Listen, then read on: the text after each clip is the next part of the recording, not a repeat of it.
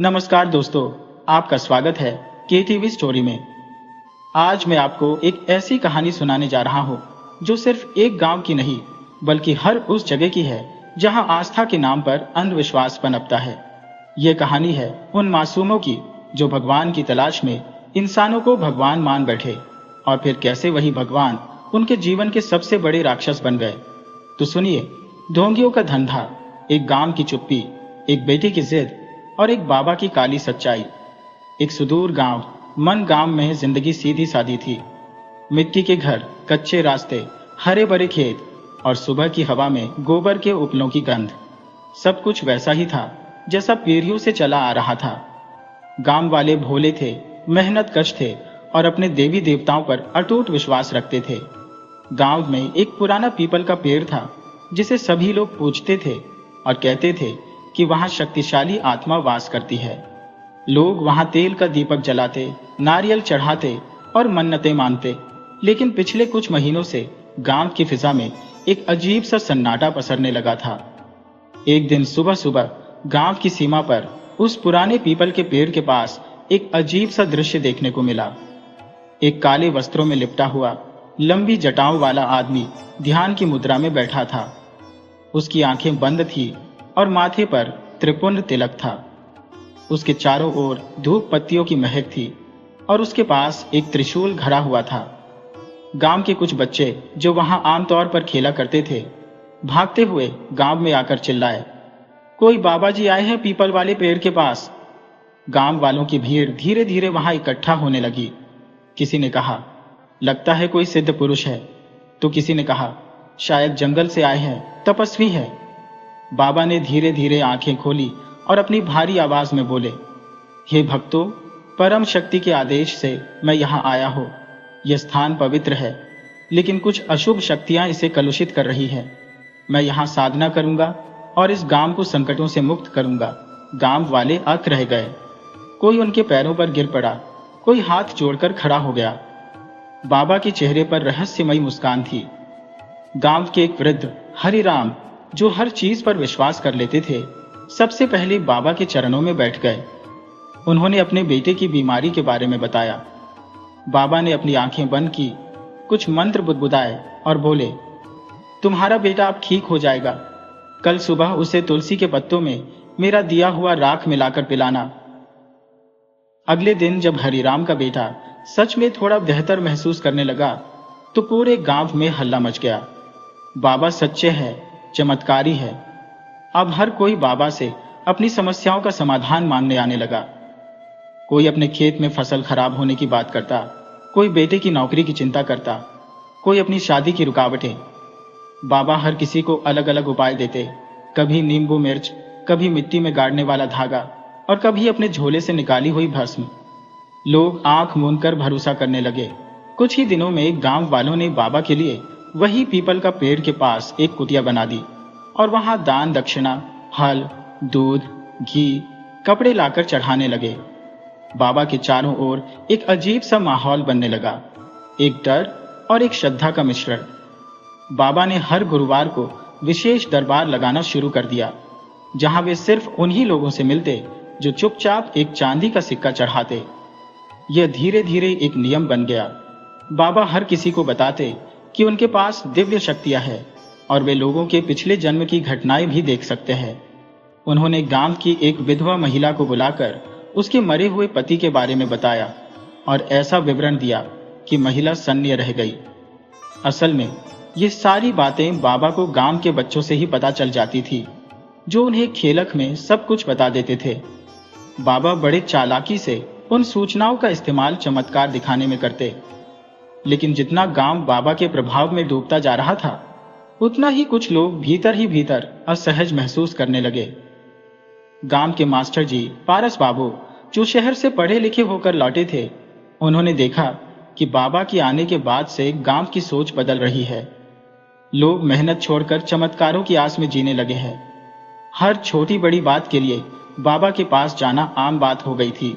Master पारस ने एक दिन अपनी मां से कहा, अम्मा, ये सब दिखावा लगता है मुझे। कोई आदमी सब कुछ नहीं जान सकता और ये राख, धागा, नींबू मिर्च, ये सब अंधविश्वास है। अम्मा नाराज हो गईं बोली, तेरी पढ़ाई ने तुझे घमंडी बना दिया है। तू क्या जाने बाबा के चमत्कार? हरिराम के बेटे को किसने ठीक किया? क्या डॉक्टर कर पाया था? इस तरह पूरा गांव दो हिस्सों में बंटने लगा। एक जो बाबा को भगवान मानता था और दूसरा जो धीरे धीरे शक करने लगा था। लेकिन बाबा का असर बढ़ता ही जा रहा था। बाबा के चारों ओर अब कुछ चेले भी रहने लगे थे, जो उनके लिए दक्षिणा इकट्ठा करते, लोगों को बुलाकर लाइन लगवाते और दरबार का अनुशासन बनाए रखते।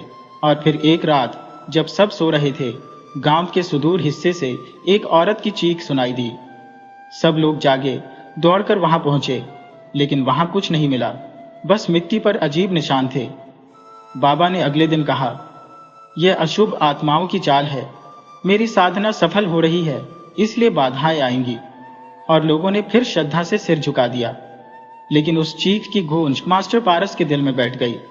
उन्होंने ठान लिया, अब मैं पता लगाऊंगा कि यह बाबा कौन है, कहां से आए हैं और इनका असली मकसद क्या है। बाबा की ख्याति अब मन गांव की सीमाओं को लांघने लगी थी। आसपास के गांवों से भी लोग अब हर गुरुवार और पूर्णिमा की रात को पीपल के नीचे बनी कुटिया पर जमा होने लगे थे। कोई इलाज के लिए आता, कोई नौकरी की तलाश में, तो कोई किसी भूत प्रेत बाधा से मुक्ति के लिए। बाबा के चेहरे पर हमेशा एक रहस्यमयी मुस्कान होती और उसकी भारी आवाज जब हवा में गूंजती तो लोगों के रोंगटे खड़े हो जाते। कुटिया अब एक आश्रम में तब्दील हो चुकी थी। बाबा के चेलों ने जगह जगह भूत के पैकेट, रक्षा धागे और मंत्र लिखे कागज के टुकड़े बांटना शुरू कर दिए थे, जो कि दान में प्राप्त चढ़ावे के बदले दिए जाते थे। कुछ चेलों का काम बस इतना था कि भीड़ को लाइन में लगवाना, उन्हें डांटना, फटकारना और बाबा के लिए रास्ता साफ रखना। बाबा अब हर किसी से सीधे बात नहीं करते थे। कई बार तो सिर्फ चेले ही लोगों की समस्याएं सुनकर उपाय बता देते थे। लोगों का विश्वास इस हद तक बढ़ चुका था कि जो बाबा को देखने तक न मिलते, वे भी संतुष्ट होकर लौटते। गांव के बूढ़े बुजुर्ग, जिनका जीवन तपस्या और साधुओं की कहानियों में बीता था, बाबा को बहुत ऊंचे स्तर का योगी मानने लगे थे। वे कहते, ऐसा साधु तो 100 साल में एक बार आता है, इसकी कृपा हो गई तो हमारा 7 जन्म सुधर जाएगा। और जब बाबा कभी किसी के बारे में ऐसी बातें बोलते जो उन्हें खुद नहीं पता होती, जैसे पिछले जन्म की कहानियां, किसी मरे हुए व्यक्ति के नाम या कोई छुपा हुआ गुनाह, तो लोग थर्रा उठते। पर किसी को नहीं पता था कि बाबा के कुछ चेले गांव में घूम घूम कर जानकारी इकट्ठा करते थे। वे मासूम बच्चों से बातें करके उनके घर की बातें उगलवा लेते, खेत में काम कर रही औरतों से उनकी परेशानी सुन लेते, और जब वे सारी बातें बाबा को सुनाते तो बाबा अपने ज्ञान चक्षु के नाम पर वही बातें दोहराकर उन्हें चमत्कार बना देते। एक दिन गांव के एक गरीब किसान सुखीराम की पत्नी अचानक बीमार पड़ गई। डॉक्टरों से इलाज नहीं हुआ तो वह बाबा के पास पहुंचा। बाबा ने आंखें मूंद कर कहा, तेरी पत्नी पर पीपल की परछाई का असर है, उसे एक रात अकेले पीपल के नीचे लिटा देना, मैं उसे ठीक कर दूंगा। सुखीराम अंधभक्ति में डूबा हुआ वैसा ही करता है, लेकिन उस रात गांव की एक औरत ने बाबा को वहां जाते हुए देखा। वह चुप रही, लेकिन उसके मन में डर घर कर गया। अगले दिन सुखीराम की पत्नी तो ठीक हो गई, पर उस औरत की नींदें उड़ गई। उसने अपनी बेटी को कसम दी कि बाबा के पास कभी अकेले न जाना। बाबा का असर अब गांव के फैसलों पर भी पड़ने लगा था। सरपंच भी अब कोई काम करने से पहले बाबा से सलाह लेने जाता था। खेत की बंटवारे की झगड़ों से लेकर शादी की तिथि तक सब कुछ बाबा से पूछकर तय होता। बाबा ने कहा, इस बार फसल काटने से पहले देवी पूजन जरूरी है, नहीं तो बारिश नहीं होगी। और पूरा गांव पूजा की तैयारी में जुट गया। उस पूजा में बाबा ने लोगों से विशेष भेद की मांग की। 1 किलो घी, गुड़, नारियल और 1 रुपये दक्षिणा। कुछ लोगों के लिए यह बहुत भारी था, लेकिन विरोध की किसी में हिम्मत नहीं थी। इसी बीच मास्टर पारस चुपचाप सब कुछ देख रहे थे। उन्होंने बाबा के कुछ चेलों पर नजर रखनी शुरू की। एक दिन वे गांव के बाहर वाले एक कुएं के पास गए, जहां बाबा के 2 चेले आपस में बात कर रहे थे। मास्टर जी झाड़ियों में छिपकर सब सुनने लगे। एक चेला कह रहा था, अगली बार वाली बुढ़िया से कह देना कि उसका मरा हुआ बेटा सपने में आया था बाबा को, वह तो खुद बाबा से बात करना चाहती थी। दूसरा बोला, हाँ, और उस नायक के बेटे को भूत दिखा देंगे इस बार, डर जाएगा तो बाबा के पास भागेगा। मास्टर जी को अब यकीन हो गया कि कुछ बहुत बड़ा ढोंग चल रहा है। लेकिन समस्या यह थी कि अगर वे यह सब गांव में बताते तो कोई मानता नहीं। सब उन्हें बाबा का विरोधी मानते और शायद उन्हें ही दोषी ठहरा देते। वे धीरे धीरे हर बात का प्रमाण इकट्ठा करने लगे। इधर गांव में बाबा का प्रभाव इस हद तक बढ़ गया था कि लोगों ने अपने खेत तक बाबा के नाम लिखवा दिए ताकि उनकी फसल सुरक्षित रहे। इसी दौरान गांव में एक नई बात शुरू हुई। बाबा ने कहा कि कुछ विशेष लोगों को अंतरंग साधना के लिए चुना जाएगा। इसमें शामिल होने वाले को रात में अकेले बाबा की कुटिया में आना होगा। बाबा ने कहा, यह साधना किसी भी सामान्य व्यक्ति के लिए नहीं है, केवल वही लोग आ सकते हैं जिन्हें मैंने चुना है।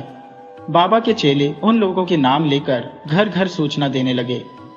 इस सूची में अधिकतर युवा लड़कियां थी। कुछ परिवार हिचकिचाए, लेकिन बाबा की बात टालने की किसी में हिम्मत नहीं थी। एक मां ने तो यहां तक कहा, हमारी बेटी बहुत भाग्यशाली है जो बाबा ने चुना है, उसका जीवन सफल हो जाएगा। रातें अब अजीब सी होने लगी थी। बाबा की कुटिया के आसपास हल्की हल्की आग की रोशनी, मध्यम मंत्रों की आवाजें और चीखती सियारों की डरावनी गूंज गांव के माहौल को और भी रहस्यमय बना देती। बाबा ने कहा, यह सब मेरी साधना की ताकत का असर है। बुरी आत्माएं डरने लगी हैं। पर उसी रात कुछ और हुआ। गांव की एक लड़की जो अंतरंग साधना के लिए गई थी, अगले दिन कुछ नहीं बोल रही थी। उसकी आंखों में डर था और शरीर कांप रहा था। परिवार वालों ने कहा, यह तो बाबा के चमत्कार का असर है, साधना में कुछ अनुभव हुआ होगा। लेकिन मास्टर पारस को शक गहराता गया। उन्हें अब यकीन हो गया कि बाबा न सिर्फ अंधश्रद्धा फैला रहा है, बल्कि इस आस्था के नाम पर कुछ भयानक खेल भी खेल रहा है। लेकिन क्या वे यह सब साबित कर पाएंगे? और अगर हां, तो क्या गांव वाले उन्हें सुनेंगे? एक और गुरुवार आने वाला था और बाबा ने ऐलान कर दिया था कि इस बार की दरबार विशेष होगी। स्वर्गीय आत्माओं से संपर्क का आयोजन होगा, जिसमें केवल वही लोग शामिल हो सकते हैं जो 5 ग्राम सोना या उसके बराबर का दान करें। गांव फिर एक बार तैयारी में लग गया और बाबा की हंसी धीरे धीरे एक गूंज बनती जा रही थी जो दूर तक सुनाई देती थी। गांव में सब कुछ सामान्य सा लग रहा था, लेकिन हवा में कुछ अजीब था। बाबा की अंतरंग साधना वाली रातों के बाद कुछ लड़कियां बिल्कुल बदल चुकी थी। उनकी आंखों में डर, होठों पर चुप्पी और चाल में बेबसी थी। पहले वे हंसती थी, खेतों में काम करती थी, गांव की गलियों में नजर आती थी, लेकिन अब वे छाया बन चुकी थी। एक एक करके 3 लड़कियां अपने घरों में गुमसुम रहने लगी, न हंसती न बात करती। एक बार तो सरला, जिसकी उम्र मुश्किल से 15 साल रही होगी, रात को चीखने लगी। मां ने जब पूछा तो वह बस कहती रही, मैं वहां नहीं जाऊंगी, मुझे माफ कर दो। और उसके बाद वह कई दिन तक बुखार में पड़ी रही। गांव वालों को फिर भी यकीन नहीं हुआ कि कुछ गलत हो रहा है। उनका कहना था, बाबा की साधना बहुत शक्तिशाली है, बच्चों से कुछ सहन नहीं होता।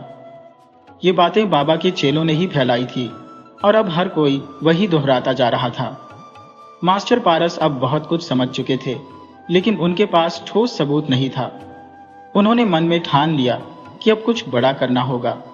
उन्होंने शहर के अपने एक पुराने दोस्त संदीप से संपर्क किया, जो कि एक स्थानीय पत्रकार था। संदीप पहले गांव का ही रहने वाला था, लेकिन अब वह शहर में रहकर अपराध और सामाजिक मुद्दों पर रिपोर्टिंग करता था। मास्टर जी ने सारी बातें विस्तार से बताई। संदीप को भी पहले विश्वास नहीं हुआ, लेकिन मास्टर जी की बातों और भावनाओं में सच्चाई थी। दोनों ने मिलकर एक योजना बनाई। बाबा की अगली साधना सभा में कैमरा छिपाकर सच्चाई को दुनिया के सामने लाना। इधर बाबा की लोकप्रियता अब चरम पर थी। उनके नाम पर पर्चे छपवाए जा रहे थे। बाबा परमहंस जी महाराज की दिव्य शक्ति से पाए हर समस्या का समाधान। अब तो बाबा ने एक नई योजना शुरू की थी, साप्ताहिक दीक्षा योग शिविर, जिसमें युवाओं को चुना जाता था। चयन की प्रक्रिया भी रहस्यमय थी। बाबा के चेले कहते, जिसके माथे पर तीसरे नेत्र की छाया है वही दीक्षा का अधिकारी है। इस बार दीक्षा शिविर के लिए जिस लड़की का नाम आया वह थी मास्टर पारस की ही शिष्या सीमा। सीमा तेज तर्रार, समझदार और पढ़ाई में अव्वल थी, लेकिन बाबा के इस चयन से मास्टर पारस का खून खौल गया। उन्होंने सीमा से सच सच सब बताया और कहा, अगर तू तैयार हो तो हम बाबा का असली चेहरा सबके सामने लाएंगे। सीमा पहले डर गई, लेकिन फिर उसने हिम्मत दिखाई और हामी भर दी। योजना थी कि सीमा बाबा की कुटिया में लगे दीक्षा शिविर में जाएगी। उसके बालों में छिपा कैमरा होगा जो उसकी हर हरकत को रिकॉर्ड करेगा। दूसरी तरफ संदीप काम में बतौर भक्त बनकर आएगा और कुटिया के बाहर निगरानी रखेगा। वह रात आई जब सीमा को बाबा की कुटिया में बुलाया गया। उसे एक चेलानुमा लड़की ने काले कपड़े पहनाए और कुटिया के अंदर ले जाया गया। चारों ओर धूप की तेज गंध, दियों की रोशनी और एक रहस्यमयी सा संगीत चल रहा था। बाबा सामने एक ऊंचे सिंहासन पर बैठे थे, आंखें मूंदी हुई। अचानक उन्होंने सीमा की तरफ देखा और कहा, तू चुनी हुई आत्मा है, आज तू परम शक्ति से जुड़ेगी। बाबा ने इशारा किया और बाकी सबको बाहर निकाल दिया। अब कुटिया में सिर्फ बाबा और सीमा थे। कैमरा सब कुछ रिकॉर्ड कर रहा था। बाबा धीरे धीरे उठे और सीमा की ओर बढ़े। मंत्रों की आवाज अब और तेज हो गई थी। सीमा कांप रही थी, लेकिन उसकी आंखों में साहस था। जैसे ही बाबा ने हाथ बढ़ाया, सीमा पीछे हट गई और कहा, क्या यही है तुम्हारी दीक्षा? क्या यही है तुम्हारा ज्ञान? बाबा चौंका। इससे पहले कि वह कुछ कहता, संदीप और मास्टर जी ने दरवाजा तोड़कर भीतर प्रवेश कर लिया। संदीप के हाथ में कैमरा था और मास्टर जी ने सीमा को अपनी छाया में खींच लिया। बाबा बुरी तरह बौखला गया। बाहर पहरे पर खड़े चेले भाग खड़े हुए, लेकिन कईयों को गांव वालों ने पकड़ लिया, क्योंकि अब पूरा गांव कुटिया के पास जुट आया था। संदीप ने कैमरा चलाकर वहां मौजूद लोगों को सब कुछ दिखाया। बाबा की असली चालें, उसके इशारे, सीमा का डर और वह सारी हरकतें जो अब तक पर्दे में थी। लोग हक्के बक्के रह गए। जिन आंखों में आस्था थी, उनमें अब गुस्सा था। एक बुजुर्ग बोला, हमने इसे भगवान समझा और ये राक्षस निकला। कुछ लोग चीखने लगे, कुछ रोने लगे, क्योंकि वे समझ नहीं पा रहे थे कि इतने सालों से वे किस अंधेरे में जी रहे थे। लेकिन मामला यही नहीं रुका। जब बाबा को गांव वालों ने पकड़कर पंचायत में पेश किया, तो वहां कुछ औरतें रोती हुई सामने आई। उन्होंने बताया कि कैसे उनकी बेटियां, बहुएं बहकावे में आई और फिर सारी जिंदगी अंधकार में चली गई। पुलिस को बुलाया गया, बाबा को गिरफ्तार किया गया और उसके खिलाफ 15 से ज्यादा केस दर्ज किए गए। धोखाधड़ी, यौन शोषण, ब्लैकमेलिंग और जादू टोने का झूठा प्रचार। लेकिन मास्टर पारस जानते थे कि अभी बहुत कुछ बाकी है, क्योंकि बाबा के जेल जाने के बाद भी कुछ चेले अब भी गांव से लापता थे और एक सवाल अब भी हवा में तैर रहा था। आखिर वो 3 लड़कियां जो पहली बार साधना में गई थी, वो आज तक क्यों नहीं बोल पाई? गांव में बाबा की गिरफ्तारी के बाद लोग कई दिनों तक शांति में थे, लेकिन फिर भी अजीब सा सन्नाटा पसरा हुआ था। मास्टर पारस और संदीप दोनों जानते थे कि यह एक छोटा सा कदम था। बाबा की सच्चाई सबके सामने आ चुकी थी, लेकिन कहीं ना कहीं और भी कुछ था जो सबको अंधेरे में रखा हुआ था। मास्टर पारस को अब महसूस हो रहा था कि यह केवल एक पंथ के बारे में नहीं था, यह तो पूरे गांव की आत्मा पर एक धब्बा था। कुछ छिपा हुआ था, कुछ रहस्यमय था, जिसे अब उजागर किया जाना था। बाबा की गिरफ्तारी के बाद गांव के अधिकांश लोग वापस अपनी पुरानी जिंदगी में लौट आए थे। खेती बाड़ी में लगे हुए थे, बच्चों को पढ़ाने का काम फिर से शुरू हो गया था। लेकिन कुछ लोग जो बाबा के सबसे करीबी चेले थे, अब अजीब तरीके से गायब हो गए थे। कहीं से यह आवाजें आ रही थी कि यह लोग अब भी रात के समय गांव के बाहरी हिस्से में इकट्ठा हो रहे थे। मास्टर पारस ने इस पर ध्यान देना शुरू किया। वह संदीप से कह रहे थे, ये बात पूरी तरह से खत्म नहीं हुई है, कुछ तो है जो अभी सामने नहीं आया है। दूसरी ओर सीमा, जो अब तक अपने घर में सुरक्षित महसूस कर रही थी, एक रात फिर से चुपचाप बाहर निकली। उसके मन में एक अजीब सी बेचैनी थी।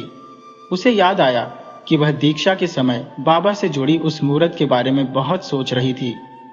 वह मूरत जो बाबा हमेशा अपनी साधना के दौरान सामने रखते थे, जो पूरी तरह से काली और अंधेरी थी। सीमा को याद था कि बाबा ने कहा था, यह मूरत तुम्हारी आत्मा को शुद्ध करने के लिए है, ये तुम्हारे भीतर के अंधकार को दूर करेगी। सीमा को यह वाक्य अब तक चुपचाप परेशान कर रहा था। उसने सोचा, क्या सच में वह मूरत सिर्फ एक साधारण मूर्ति थी या फिर उसके पीछे कोई भयानक शक्ति थी? एक रात जब गांव के लोग सो रहे थे, सीमा ने ठान लिया कि वह उस मूरत के पास जाएगी और खुद जानने की कोशिश करेगी। उसने चुपके से बाबा की कुटिया की ओर रुख किया। वह जानती थी कि अब बाबा वहां नहीं है, लेकिन कुटिया का दरवाजा हमेशा खुला रहता था और बाबा के चेले अक्सर रात को कुछ कर रहे होते थे। कुटिया के अंदर का माहौल बिल्कुल बदल चुका था। पहले जो गंध और संगीत होता था वह अब गायब था, लेकिन कुटिया में एक अजीब सी ठंडक थी, जैसे कोई छाया बैठी हो। सीमा धीरे धीरे अंदर बढ़ी और उसकी नजर उस मूरत पर पड़ी। ये वही मूरत थी जिसे वह देख चुकी थी और अब उसे और करीब से देखने का अवसर मिला। मूरत एक काले पत्थर से बनी हुई थी, जो पहले से कहीं ज्यादा डरावनी लग रही थी। उसके चेहरे पर कुछ निशान थे जो बिल्कुल हकीकत से बाहर लग रहे थे। सीमा की धड़कन तेज हो गई, लेकिन उसकी जिज्ञासा ने उसे आगे बढ़ने के लिए मजबूर किया। वह मूरत के पास गई और अचानक उसकी आंखों के सामने मूरत से एक हल्की सी चमक निकलने लगी। सीमा ने महसूस किया कि उसकी आंखें अजीब सी जलन से भरी थी, जैसे कुछ बहुत पुराना उसे याद दिला रहा हो। वह हड़बड़ाते हुए मूरत के पास पहुंची और उसे छूने की कोशिश की। जैसे ही उसके हाथ मूरत से छुए, एक जबरदस्त झटका लगा और अचानक चारों ओर अंधेरा छा गया। सीमा गिरते गिरते बची, लेकिन उसकी आंखों में अब कुछ अजीब था, जैसे कोई दृश्य उसके सामने घूम रहा हो। फिर सीमा ने सुना, तुमने क्या किया? ये आवाज बहुत धीमी थी, लेकिन डरावनी थी। वह सिर उठाकर देखा तो उसकी आंखों के सामने एक सिलहोट था, जो धीरे धीरे स्पष्ट होता गया। ये कोई और नहीं, बल्कि वही बाबा था। सीमा कांपते हुए बोली, तुम तो जेल में थे, तुम यहां कैसे आए? बाबा ने चुपचाप उसकी तरफ देखा और मुस्कुराया। तुमने वह मूरत छुआ है ना? तुम्हारे सामने अब तुम्हारी असलियत है, तुम्हारी सच्चाई है। सब कुछ उसी मूरत में बंद था। तुम जो देख रहे हो वह सब सपना नहीं है, यह तुम्हारा ही अस्तित्व है, जो अब मेरे साथ जुड़ने को तैयार है। सीमा घबराते हुए भागने लगी, लेकिन बाबा की आवाज ने उसे थाम लिया। तुम भाग नहीं सकती, अब तुम हमारे साथ हो, तुम अब हमारे साधक हो।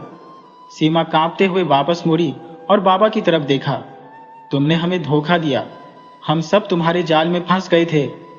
बाबा फिर से हंसा और कहा, तुम सब मेरे ही सृजन हो सीमा, मेरे बिना तुम कुछ भी नहीं कर सकते। तुम चाहकर भी इस रहस्य से बाहर नहीं निकल सकोगी। अब तुम हमारी छाया बन चुकी हो। सीमा के भीतर एक गहरी उथल पुथल मच रही थी। वह जानती थी कि बाबा कुछ छिपा रहे हैं। वह अब और ज्यादा डरी हुई नहीं थी। उसने ठान लिया था कि वह कुछ ऐसा करेगी जिससे बाबा का असली चेहरा और ज्यादा उजागर हो सके। मास्टर पारस को उसकी हालत का पता चला। उन्होंने तुरंत संदीप से संपर्क किया और कहा, अब हमें जल्दी से जल्दी कुछ करना होगा। ये बाबा का खेल अभी खत्म नहीं हुआ है। हम बहुत कुछ खो सकते हैं अगर हमने इसे रोकने की कोशिश नहीं की। सीमा अब किसी से नहीं मिल सकती थी, लेकिन उसका दिल जानता था कि वह जिस रास्ते पर चल पड़ी है वह अब उसे कहीं न कहीं सच के करीब ले जाएगा। गांव में अब कोई भी सामान्य नहीं था। चारों ओर अजीब सी खामोशी छाई हुई थी और हर कोई अपनी आंखों में एक अनकहा डर और सवाल लिए हुए था। मास्टर पारस और संदीप की रणनीति अब अंतिम चरण में थी, लेकिन वे जानते थे कि अगर अब कोई गलती हुई तो गांव का अस्तित्व ही खतरे में पड़ सकता था।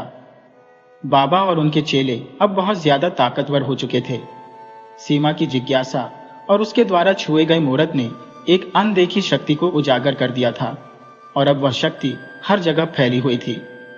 मास्टर पारस को इस स्थिति में सबसे ज्यादा डर इस बात का था कि अगर सीमा सही वक्त पर यह रहस्य ना जान पाई तो बाबा का साम्राज्य और मजबूत हो सकता था।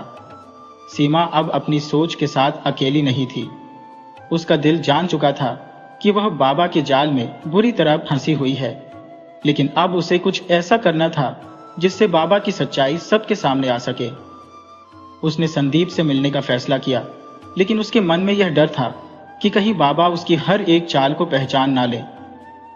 सीमा जानती थी कि बाबा के पास अब वह रहस्यमयी मूरत थी जो उसकी ताकत का असली स्रोत थी। रात को सीमा और संदीप छुपते छुपाते बाबा की कुटिया में पहुंचे। कुटिया में सब कुछ शांत था, लेकिन अंदर का माहौल बिल्कुल बदल चुका था। मूरत अब और ज्यादा डरावनी लग रही थी। सीमा ने देखा कि मूरत के पास कोई अदृश्य शक्ति झिलमिलाती हुई सी लग रही थी। वह महसूस कर सकती थी कि कोई खतरनाक चीज उसके पास मौजूद थी। संदीप ने धीमे से कहा, हमें बहुत सावधान रहना होगा। बाबा की कुटिया में कुछ छिपा है और हम अब तक जितनी भी कोशिशें कर चुके हैं वह कुछ तो गलत कर रही है। वह हड़बड़ाते हुए मूरत के पास पहुंची और उसे छूने की कोशिश की। जैसे ही उसके हाथ मूरत से छुए, एक जबरदस्त झटका लगा और अचानक चारों ओर अंधेरा छा गया।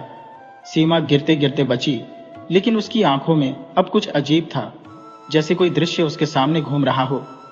फिर सीमा ने सुना, तुमने क्या किया? ये आवाज बहुत धीमी थी लेकिन डरावनी थी।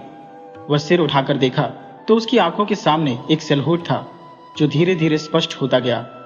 ये कोई और नहीं बल्कि वही बाबा था। सीमा कांपते हुए बोली, तुम तो जेल में थे, तुम यहां कैसे आए? बाबा ने चुपचाप उसकी तरफ देखा और मुस्कुराया। तुमने वह मूरत छुआ है ना? तुम्हारे सामने अब तुम्हारी असलियत है, तुम्हारी सच्चाई है। सब कुछ उसी मूरत में बंद था। तुम जो देख रहे हो वह सब सपना नहीं है, यह तुम्हारा ही अस्तित्व है जो अब मेरे साथ जुड़ने को तैयार है। सीमा घबराते हुए भागने लगी, लेकिन बाबा की आवाज ने उसे थाम लिया। तुम भाग नहीं सकती, अब तुम हमारे साथ हो, तुम अब हमारे साधक हो। सीमा कांपते हुए वापस मुड़ी और बाबा की तरफ देखा। तुमने हमें धोखा दिया, हम सब तुम्हारे जाल में फंस गए थे। बाबा फिर से हंसा और कहा, तुम सब मेरे ही सृजन हो सीमा, मेरे बिना तुम कुछ भी नहीं कर सकते। तुम चाहकर भी इस रहस्य से बाहर नहीं निकल सकोगी। अब तुम हमारी छाया बन चुकी हो। सीमा के भीतर एक गहरी उथल पुथल मच रही थी। वह जानती थी कि बाबा कुछ छिपा रहे हैं। वह अब और ज्यादा डरी हुई नहीं थी। उसने ठान लिया था कि वह कुछ ऐसा करेगी जिससे बाबा का असली चेहरा और ज्यादा उजागर हो सके। मास्टर पारस को उसकी हालत का पता चला। उन्होंने तुरंत संदीप से संपर्क किया और कहा, अब हमें जल्दी से जल्दी कुछ करना होगा। ये बाबा का खेल अभी खत्म नहीं हुआ है। हम बहुत कुछ खो सकते हैं अगर हमने इसे रोकने की कोशिश नहीं की। सीमा अब किसी से नहीं मिल सकती थी, लेकिन उसका दिल जानता था कि वह जिस रास्ते पर चल पड़ी है वह अब उसे कहीं ना कहीं सच के करीब ले जाएगा। गांव में अब कोई भी सामान्य नहीं था। चारों ओर अजीब सी खामोशी छाई हुई थी और हर कोई अपनी आंखों में एक अनकहा डर और सवाल लिए हुए था। मास्टर पारस और संदीप की रणनीति अब अंतिम चरण में थी, लेकिन वे जानते थे कि अगर अब कोई गलती हुई तो गांव का अस्तित्व ही खतरे में पड़ सकता था। बाबा और उनके चेले अब बहुत ज्यादा ताकतवर हो चुके थे। सीमा की जिज्ञासा और उसके द्वारा छुए गए मूरत ने एक अनदेखी शक्ति को उजागर कर दिया था और अब वह शक्ति हर जगह फैली हुई थी। मास्टर पारस को इस स्थिति में सबसे ज्यादा डर इस बात का था कि अगर सीमा सही वक्त पर यह रहस्य ना जान पाई तो बाबा का साम्राज्य और मजबूत हो सकता था। सीमा अब अपनी सोच के साथ अकेली नहीं थी। उसका दिल जान चुका था कि वह बाबा के जाल में बुरी तरह फंसी हुई है, लेकिन अब उसे कुछ ऐसा करना था जिससे बाबा की सच्चाई सबके सामने आ सके। उसने संदीप से मिलने का फैसला किया, लेकिन उसके मन में यह डर था कि कहीं बाबा उसकी हर एक चाल को पहचान ना ले। सीमा जानती थी कि बाबा के पास अब वह रहस्यमयी मूरत थी जो उसकी ताकत का असली स्रोत थी। रात को सीमा और संदीप छुपते छुपाते बाबा की कुटिया में पहुंचे। कुटिया में सब कुछ शांत था, लेकिन अंदर का माहौल बिल्कुल बदल चुका था। मूरत अब और ज्यादा डरावनी लग रही थी। सीमा ने देखा कि मूरत के पास कोई अदृश्य शक्ति झलमिलाती हुई सी लग रही थी। वह महसूस कर सकती थी कि कोई खतरनाक चीज उसके पास मौजूद थी। संदीप ने धीमे से कहा, हमें बहुत सावधान रहना होगा। बाबा की कुटिया में कुछ छिपा है और हम अब तक जितनी भी कोशिशें कर चुके हैं वह कुछ तो गलत कर रही है।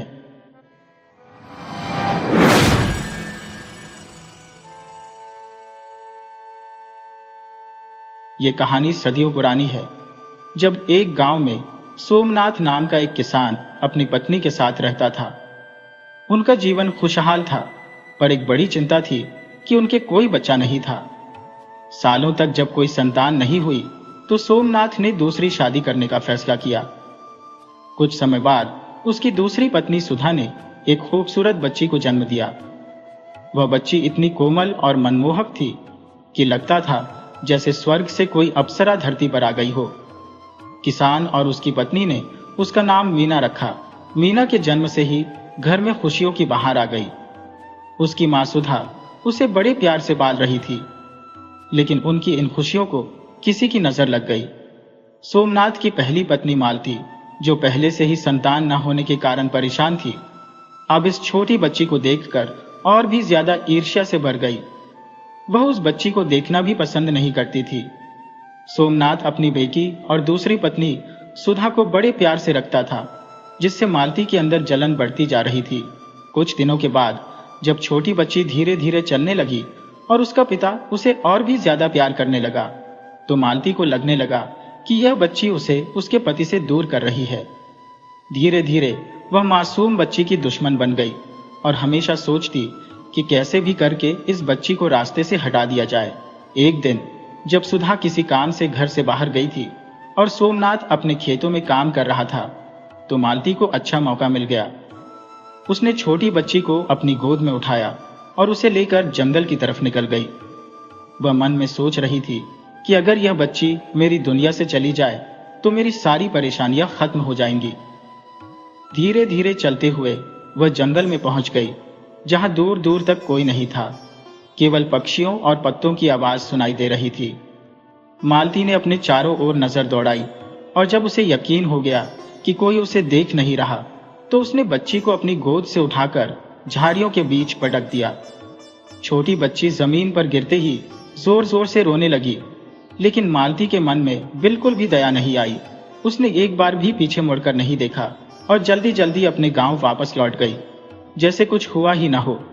वह मासूम बच्ची झाड़ियों में पड़ी हुई रोती रही, बिलखती रही। कहते हैं कि बच्चे भगवान का रूप होते हैं और भगवान अपने बच्चों को कभी बेसहारा नहीं छोड़ते। पास ही एक बड़ा पेड़ था, जिस पर एक बंदरिया अपने बच्चों के साथ रहती थी। बंदरिया अपने बच्चों को सीने से लगाए बैठी थी कि अचानक उसे किसी बच्चे के रोने की आवाज सुनाई दी। वह चौंक गई और पेड़ से उतरकर झाड़ियों की ओर भागने लगी। उसने देखा कि एक छोटी बच्ची भूख और दर्द से रो रही थी। बंदरिया ने उस बच्ची को अपनी गोद में उठा लिया, लेकिन बच्ची अभी भी रो रही थी। शायद उसे अपनी मां की गोद चाहिए थी। बंदरिया ने उसे शांत करने के लिए एक पेड़ से ताजे फल तोड़े और उन्हें निचोड़कर फलों का रस बच्ची के होठों पर लगाया। जैसे ही बच्ची के मुंह में रस की कुछ बूंदें गईं, तो उसे कुछ आराम महसूस हुआ और धीरे धीरे वह शांत हो गई। बंदरिया ने बच्ची को अपनी गोद में सुला लिया और धीरे धीरे उसकी आंखें बंद हो गई, बिल्कुल वैसे ही जैसे एक मां अपने बच्चों को प्यार करती है। अब बंदरिया के मन में एक नई जिम्मेदारी का एहसास हो रहा था कि उसे इस बच्ची की रक्षा करनी है। उसे एक बंदरिया की ममता मिल गई थी। बंदरिया की देखभाल में वह मासूम बच्ची धीरे धीरे बड़ी होने लगी। बंदरिया उसे अपनी संतान की तरह पाल रही थी। वह रोज उसे मीठे फलों का रस पिलाती और जब बच्ची को रात में ठंड लगती तो उसे अपने शरीर से चिपकाकर गर्मी देती। इसी जंगल में पास ही एक महात्मा जी की कुटिया थी। एक दिन जब महात्मा जी वहां से गुजरे तो उन्होंने देखा कि बंदरिया की गोद में एक छोटी बच्ची है। वह बंदरिया अक्सर महात्मा जी की कुटिया में आया करती थी, इसलिए वह महात्मा जी को अच्छी तरह पहचानती थी। महात्मा जी ने जब देखा कि उनकी प्यारी बंदरिया की गोद में एक छोटी बच्ची है, तो उन्होंने बंदरिया की गोद से उस बच्ची को ले लिया और बड़े ध्यान से उसे देखने लगे। महात्मा जी के मन में उस छोटी बच्ची के लिए प्रेम उमड़ने लगा। वह सोचने लगे कि आखिर यह बच्ची कहां से आई, इसे जंगल में कौन छोड़ गया। महात्मा जी उस बच्ची को अपनी कुटिया की तरफ ले चले। उन्होंने बंदरिया को पुचकारा और कहा, तूने इस बच्ची की रक्षा करके बहुत ही पुण्य का काम किया है। आज से यह मेरी बेटी होगी। और फिर महात्मा जी ने उस बच्ची का नाम ज्योति रख दिया, क्योंकि वह सचमुच चमकते सूर्य के समान सुंदर और तेजस्वी थी। अब ज्योति महात्मा जी के साथ रहने लगी, लेकिन बंदरिया के साथ भी उसका अटूट संबंध बना रहा। बंदरिया अब कुटिया के पास ही रहती और हर समय ज्योति का ध्यान रखती। जब वह रोती तो बंदरिया उसे सहलाती और अपनी गोद में झुलाती। महात्मा जी भी खुश थे कि ईश्वर ने उन्हें बच्ची के रूप में एक बेटी दे दी थी। महात्मा जी ने ज्योति को पूजा पाठ और ज्ञान ध्यान की शिक्षा देना शुरू कर दिया। समय बीतता गया और ज्योति धीरे धीरे बड़ी होने लगी। वह जंगल के जीव जंतुओं से बहुत घुल मिल गई थी, खासकर बंदरिया के बच्चों के साथ। महात्मा जी जब भी पूजा पाठ करते तो ज्योति उनके पास बैठ जाती और बड़े ध्यान से उन्हें देखती। धीरे धीरे वह कई मंत्र भी सीख चुकी थी। ज्योति अब जवान हो चुकी थी और पहले से भी ज्यादा सुंदर लगने लगी थी। वह बिल्कुल किसी स्वर्ग की अप्सरा की तरह दिखती थी। अब तो वह कुटिया की देखभाल भी करने लगी थी। वह महात्मा जी के लिए भोजन बनाती और बंदरिया के बच्चों को भी खाना खिलाती। एक दिन महात्मा जी ने ज्योति को अपने पास बुलाया और बोले, बेटी, मैं कुछ दिनों के लिए तीर्थ यात्रा पर जा रहा हूं। यह सुनकर ज्योति थोड़ा उदास हो गई, लेकिन महात्मा जी ने उसे समझाया, तू चिंता मत कर, मैंने सब इंतजाम कर दिया है। घर में भोजन, लकड़ियां, पानी सब रखा हुआ है। तुझे बाहर जाने की जरूरत नहीं पड़ेगी और यह बंदरिया तो तुम्हारे साथ है ही। ज्योति को समझाकर महात्मा जी तीर्थ यात्रा पर निकल पड़े। घर में सिर्फ ज्योति, बंदरिया और उसके बच्चे ही थे। महात्मा जी के जाने के बाद ज्योति भी पूजा पाठ करती और उसके बाद ही भोजन करती। एक दिन जब ज्योति पूजा कर रही थी तो पीछे से बंदरिया के एक बच्चे ने सारा भोजन खराब कर दिया। पूजा समाप्त होने पर ज्योति ने देखा कि रसोई का सारा सामान बिखरा पड़ा था। यह देखकर उसे बहुत दुख हुआ। उसने छोटे बंदर को डांट लगाई तो गुस्से में आकर उसने चूल्हे पर पानी गिरा दिया। ज्योति को अब बड़ी मुश्किल का सामना करना पड़ा, क्योंकि चूल्हा ठंडा हो चुका था और उसके पास आग नहीं थी। वह परेशान हो गई और सोचने लगी कि बाबा ने कहा था कि बाहर मत जाना, लेकिन अब तो कोई उपाय नहीं बचा। जब ज्योति ने देखा कि बंदरिया और उसके बच्चों ने कुछ नहीं खाया है तो उसे बहुत दुख हुआ। बंदरिया का वह शरारती बच्चा भी दुखी था कि उसके कारण चूल्हे की आग बुझ गई। ज्योति को भी तेज भूख लगने लगी थी। तभी उसकी नजर कुटिया के बाहर गई, जहां उसे हल्का हल्का धुआं उठता दिखाई दिया। शायद किसी ने बाहर चूल्हा जलाया था। उसने सोचा, चलो उस झोपड़ी से आग मांगकर लाती हो। धीरे धीरे वह झोपड़ी की तरफ चल दी, जो जंगल में कुछ दूरी पर थी। जब ज्योति उस झोपड़ी के पास पहुंची तो उसे अंदर से लकड़ियों के जलने की आवाज आ रही थी। झोपड़ी के पास जाकर उसने दरवाजा खटखटाया। झोपड़ी का दरवाजा खुला तो अंदर से एक बुढ़िया बाहर आई। उस बुढ़िया की आंखों में एक अजीब सी चमक थी। वह कोई साधारण बुढ़िया नहीं थी, बल्कि एक ठगनी थी जो अक्सर जंगल से गुजरने वाले राहगीरों को लूटा करती थी। जैसे ही उसने ज्योति को देखा तो उसके मन में लालच आ गया। उसने सोचा कि अगर मेरा बेटा घर पर होता तो मैं इस लड़की को जबरदस्ती घर में कैद कर लेती, लेकिन जब तक वह नहीं आता मुझे किसी तरह इस लड़की को यहाँ रोकना होगा। बुढ़िया ने बनावटी प्यार दिखाते हुए ज्योति से कहा, आओ बेटी, अंदर आओ। तुम कौन हो और यहाँ कैसे आई? तुम जैसी सुंदर लड़की को इस जंगल में देखकर मुझे बहुत हैरानी हुई। ज्योति बोली, अम्मा, मैं अपने बाबा की लाडली बेटी हूँ।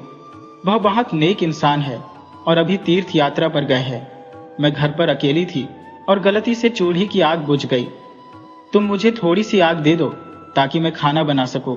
ठगनी बुढ़िया ने मन में विचार किया कि अगर मैं इस लड़की को थोड़ी देर यहाँ रोक लूं तो मेरा बेटा आ जाएगा, तब हम दोनों इसे आसानी से बंधक बना लेंगे। उसने कहा, बेटी, आग तो मैं तुम्हें दे दूंगी, लेकिन बदले में तुझे मेरा एक काम करना होगा। कैसा काम अम्मा? ज्योति ने पूछा।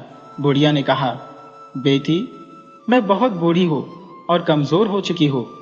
मुझसे घर का काम नहीं होता। अभी थोड़ी देर में मेरा बेटा आने वाला है और उसे बहुत भूख लगेगी। देखो, वहां बाजरे के दाने रखे हैं, इन्हें चक्की में पीसकर आटा बना दो। उसके बाद मैं तुम्हें आग दे दूंगी। ज्योति ने बिना देरी किए बाजरे को पीसना शुरू कर दिया।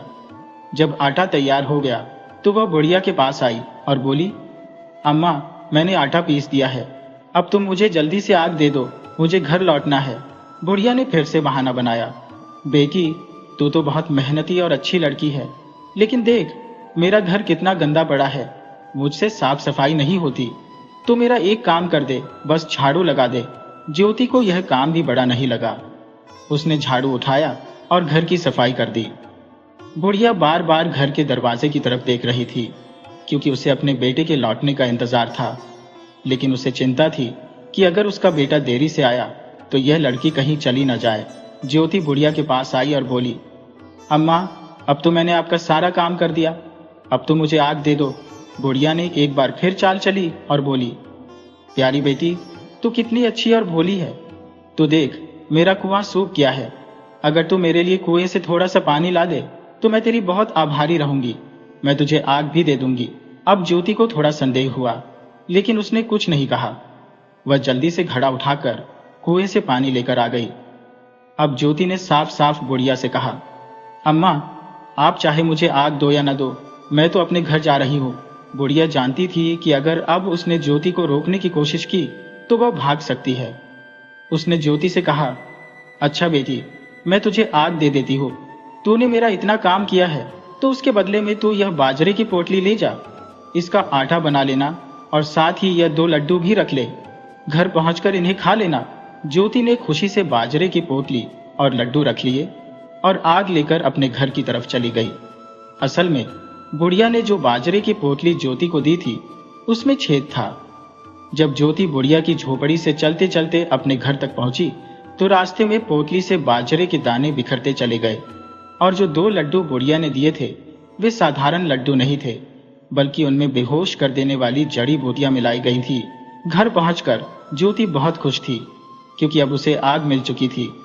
उसने तुरंत अपना चूल्हा जलाया, खाना बनाया। सबसे पहले उसने बंदरिया और उसके बच्चों को खाना खिलाया, फिर खुद खाना खाया। लेकिन उसे अंदाजा नहीं था कि जो बाजरे की पोटली वह लाई थी वही उसके दुर्भाग्य का कारण बनने वाली थी।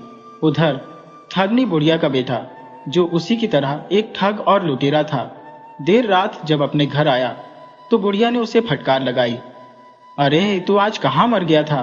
तुझे पता नहीं, आज एक शिकार हमारे हाथ से निकल गया। वह बोला, कौन सा शिकार? बुढ़िया ने झुंझलाकर कहा, अरे मूर्ख, अभी थोड़ी देर पहले एक बहुत सुंदर लड़की खुद चलकर हमारे घर आई थी, लेकिन तू यहाँ नहीं था, इसलिए मुझे उसे जाने देना पड़ा। मैंने उसे थोड़े से बाजरे के दाने दिए थे और उस पोटली में मैंने छेद भी कर दिया था। तो उन दानों का पीछा करता चला जा, वह दाने तुझे लड़की तक पहुंचा देंगे। वह आदमी उन दानों का पीछा करते हुए ज्योति के घर की तरफ चल दिया। इधर ज्योति ने खाना खाने के बाद बुढ़िया के दिए हुए लड्डू भी खा लिए और उन लड्डुओं के असर से वह बेहोश होकर गिर गई। उसकी ऐसी हालत देखकर बंदरिया उसे जोर जोर से हिलाने लगी, पर कोई फायदा नहीं हुआ। जब बुढ़िया का बेटा बाजरे के दानों का पीछा करते हुए ज्योति की कुटिया तक पहुंचा तो उसने कुटिया के दरवाजे को खोलने की कोशिश की, पर दरवाजा अंदर से बंद था। वह जोर जोर से दरवाजे को पीटने लगा, पर अंदर मौजूद बंदरिया और उसके बच्चों ने खतरे को भांप लिया और वे उस ठग पर टूट पड़े। आखिरकार ठग को अपनी जान बचाकर वहां से भागना पड़ा, परंतु बेचारी ज्योति अभी तक जमीन पर बेहोश पड़ी थी। किस्मत का खेल ऐसा हुआ कि उसी समय आसपास घोड़ों की टाप की आवाज गूंजने लगी। जंगल में एक बड़ा शाही काफिला प्रवेश कर चुका था।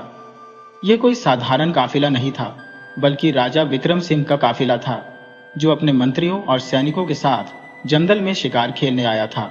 तभी उनकी नजर कुटिया पर पड़ी। राजा ने अपने मंत्री से कहा, जाओ जरा देखो तो उस कुटिया में कौन रहता है। मंत्री कुटिया की तरफ गया और जब उसने अंदर झांका तो तेजी से बाहर आ गया। राजा ने पूछा, क्या हुआ मंत्री जी? मंत्री बोला, महाराज, कुटिया के अंदर एक बहुत सुंदर लड़की बेहोश पड़ी है और उसके पास एक बंदरिया बैठी है जो रो रही है। राजा को यह सुनकर बड़ी हैरानी हुई।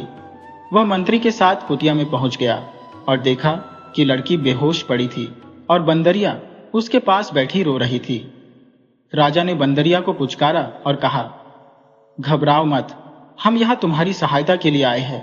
फिर राजा ने ज्योति की नब्ज टटोली और बोला, शुक्र है यह अभी तक जीवित है। उसने ज्योति के मुंह पर पानी के छींटे मारे, जिससे उसकी बेहोशी टूट गई और वह होश में आ गई। तब राजा ने उससे पूछा, मैंने तुम्हारी जान तो बचा ली, लेकिन तुम बताओ कि तुम कौन हो और इस जंगल में अकेली क्या कर रही हो? वह बोली, महाराज, मैं साधु बाबा की बेटी हूँ और ये बंदरिया मेरी माँ जैसी है। यह सुनकर राजा को बहुत आश्चर्य हुआ कि यह बंदरिया तुम्हारी माँ है। अब राजा के मन में कई सवाल उठने लगे। साथ ही वह ज्योति की सुंदरता और मासूमियत को देखकर उस पर मंत्रमुग्ध हो चुका था। उसने ज्योति से कहा, तुम जैसी सुंदर और कोमल लड़की को इस जंगल में अकेले नहीं रहना चाहिए। अगर तुम चाहो तो मेरे साथ मेरे महल में चल सकती हो। वहां तुम्हारी देखभाल भी हो जाएगी। तुम्हारे बाबा को भी वहीं बुला लिया जाएगा और इस बंदरिया के रहने के लिए मैं इंतजाम करवा दूंगा। ज्योति को भी लगा कि महल में जाना सुरक्षित होगा, क्योंकि बाबा को तीर्थ यात्रा से आने में अभी काफी दिन लगेंगे। उसने राजा का प्रस्ताव स्वीकार कर लिया और बंदरिया को साथ लेकर वह राजमहल चली गई। जब राजा ज्योति को लेकर महल में आया तो राजा की माता ने पूछा, बेटा, तुम इस लड़की को किस रिश्ते से यहाँ लाए हो?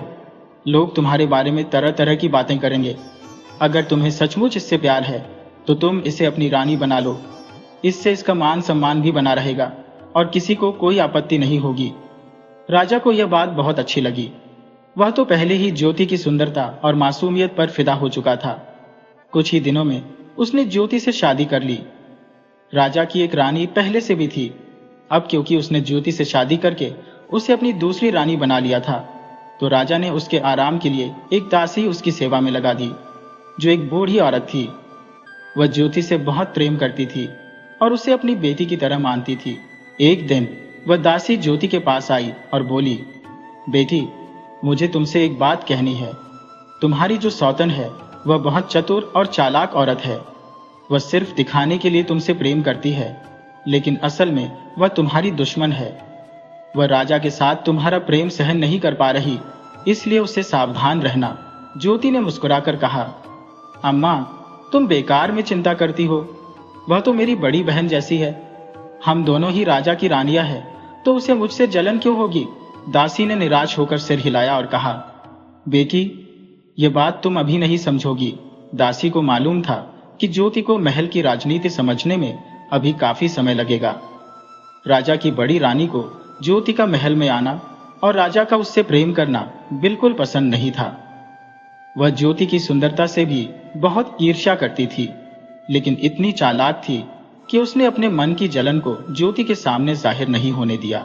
वह ज्योति के साथ मीठी मीठी बातें करती और उसे महल की राजनीति में उलझाने की कोशिश करती। ज्योति भी निर्दोष मन से उसे अपनी बड़ी बहन मानती थी। फिर एक दिन राजा की बड़ी रानी ने अपने मन में एक भयानक षड्यंत्र रच लिया। उसने ज्योति से कहा, बहन, क्यों ना आज हम दोनों महल के बगीचे के पास बहने वाली नदी पर घूमने चलें? वहां की साफ हवा और स्वच्छ वातावरण तुम्हारे मन को प्रसन्न कर देगा। ज्योति खुशी खुशी उसके साथ चलने को तैयार हो गई। इधर बंदरिया, जो हमेशा ज्योति के साथ रहती थी, उसने बड़ी रानी की मंशा को भांप लिया।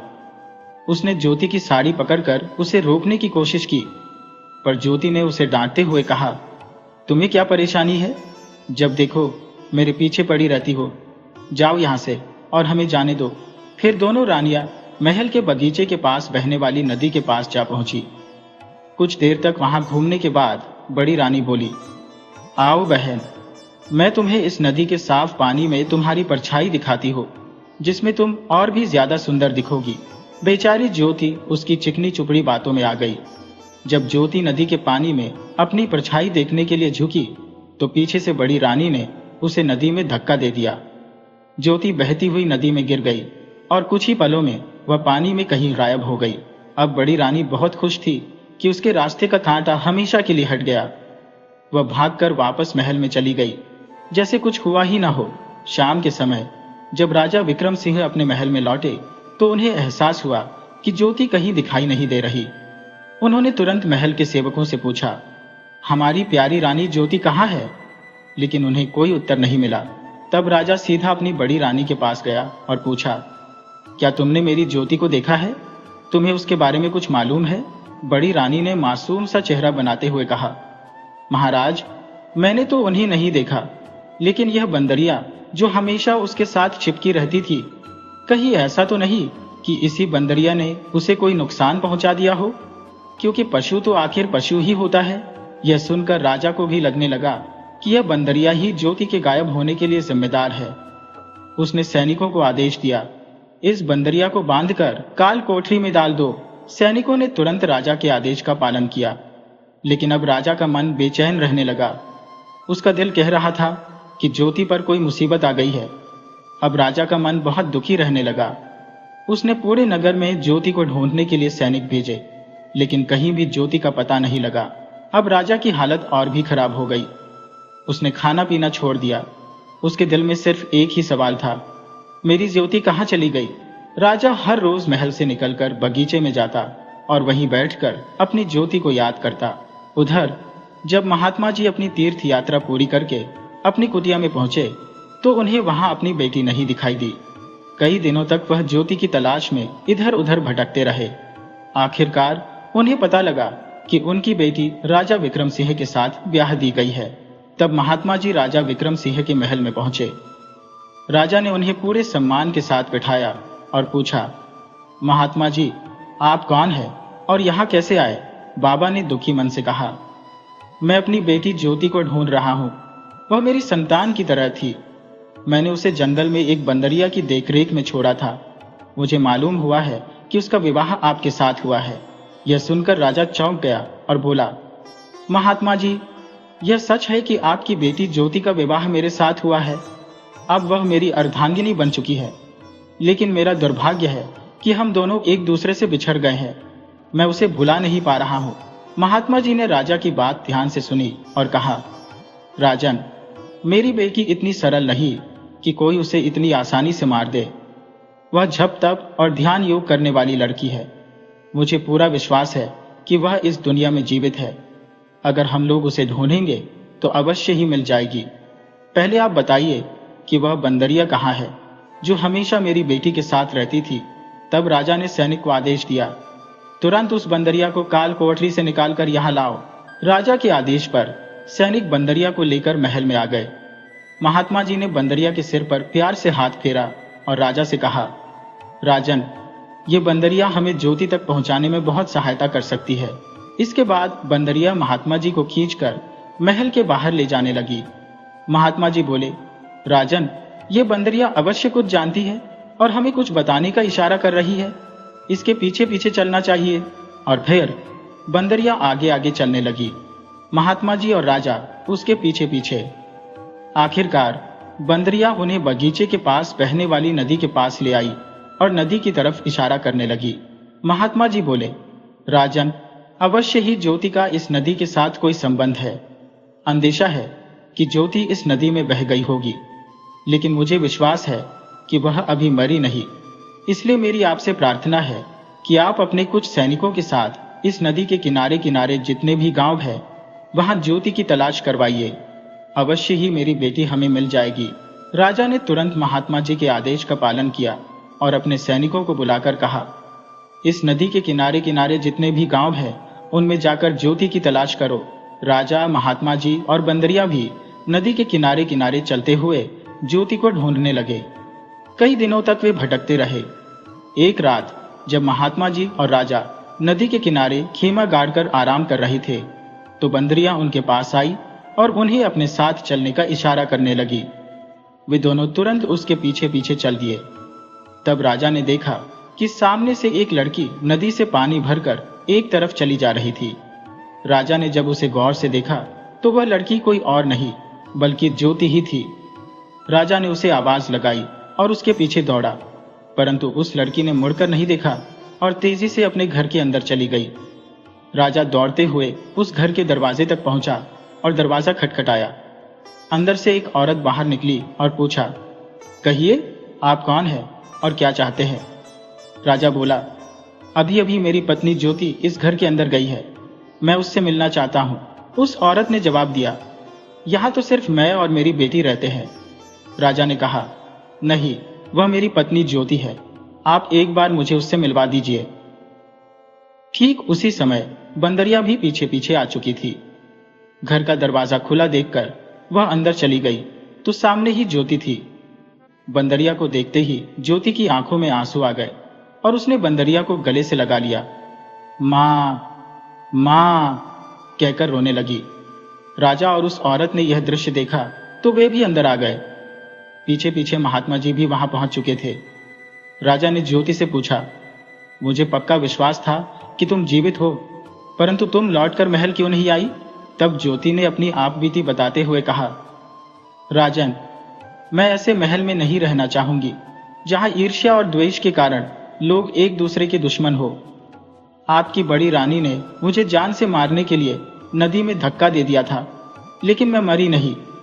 बहते बहते मैं नदी के इस किनारे तक आ पहुंची जहां इन माताजी ने मुझे बचा लिया और एक नया जीवन दिया। परंतु मैं लौटकर महल नहीं गई क्योंकि मैं जानती थी कि अगर मैं फिर से वहां गई तो मेरे खिलाफ साजिश की जाएगी। राजा ने ज्योति की पूरी बात सुनी और कहा, ज्योति, तुम बिल्कुल चिंता न करो। अब तुम्हारी सुरक्षा की सारी जिम्मेदारी मेरी है। बड़ी रानी को उसके की सजा दी जाएगी, परंतु तुम मेरे साथ महल चलो। इतने में महात्मा जी ने ज्योति को समझाते हुए कहा, बेटा, महाराज ठीक कहते हैं, तुम्हारी जगह यहां नहीं बल्कि महल में है। अब तक जो भी तुम्हारे साथ हुआ उसे एक बुरा सपना समझकर भूल जाओ। मुझे विश्वास है कि महाराज तुम्हारी सुरक्षा की पूरी व्यवस्था करेंगे। और फिर अपने पति और पिता के समझाने पर ज्योति राजा के साथ चलने को तैयार हो गई। राजा अपनी पत्नी को लेकर जब महल में पहुंचा तो यह सब देखकर बड़ी रानी हैरान रह गई। राजा ने तुरंत बड़ी रानी को उसी समय देश निकाला देने की सजा दे दी और सैनिकों से कहा, इसे पकड़कर राज्य की सीमा से बाहर फेंक दो। राजा के आदेश का तुरंत पालन किया गया। अब ज्योति राजा के साथ महल में रहने लगी और वह बंदरिया हमेशा उसके साथ रहती थी, एक माँ की तरह उसकी देखभाल करती। महात्मा जी अब निश्चिंत होकर वापस अपनी कुटिया में चले गए और एक बार फिर से ईश्वर की भक्ति में लीन हो गए।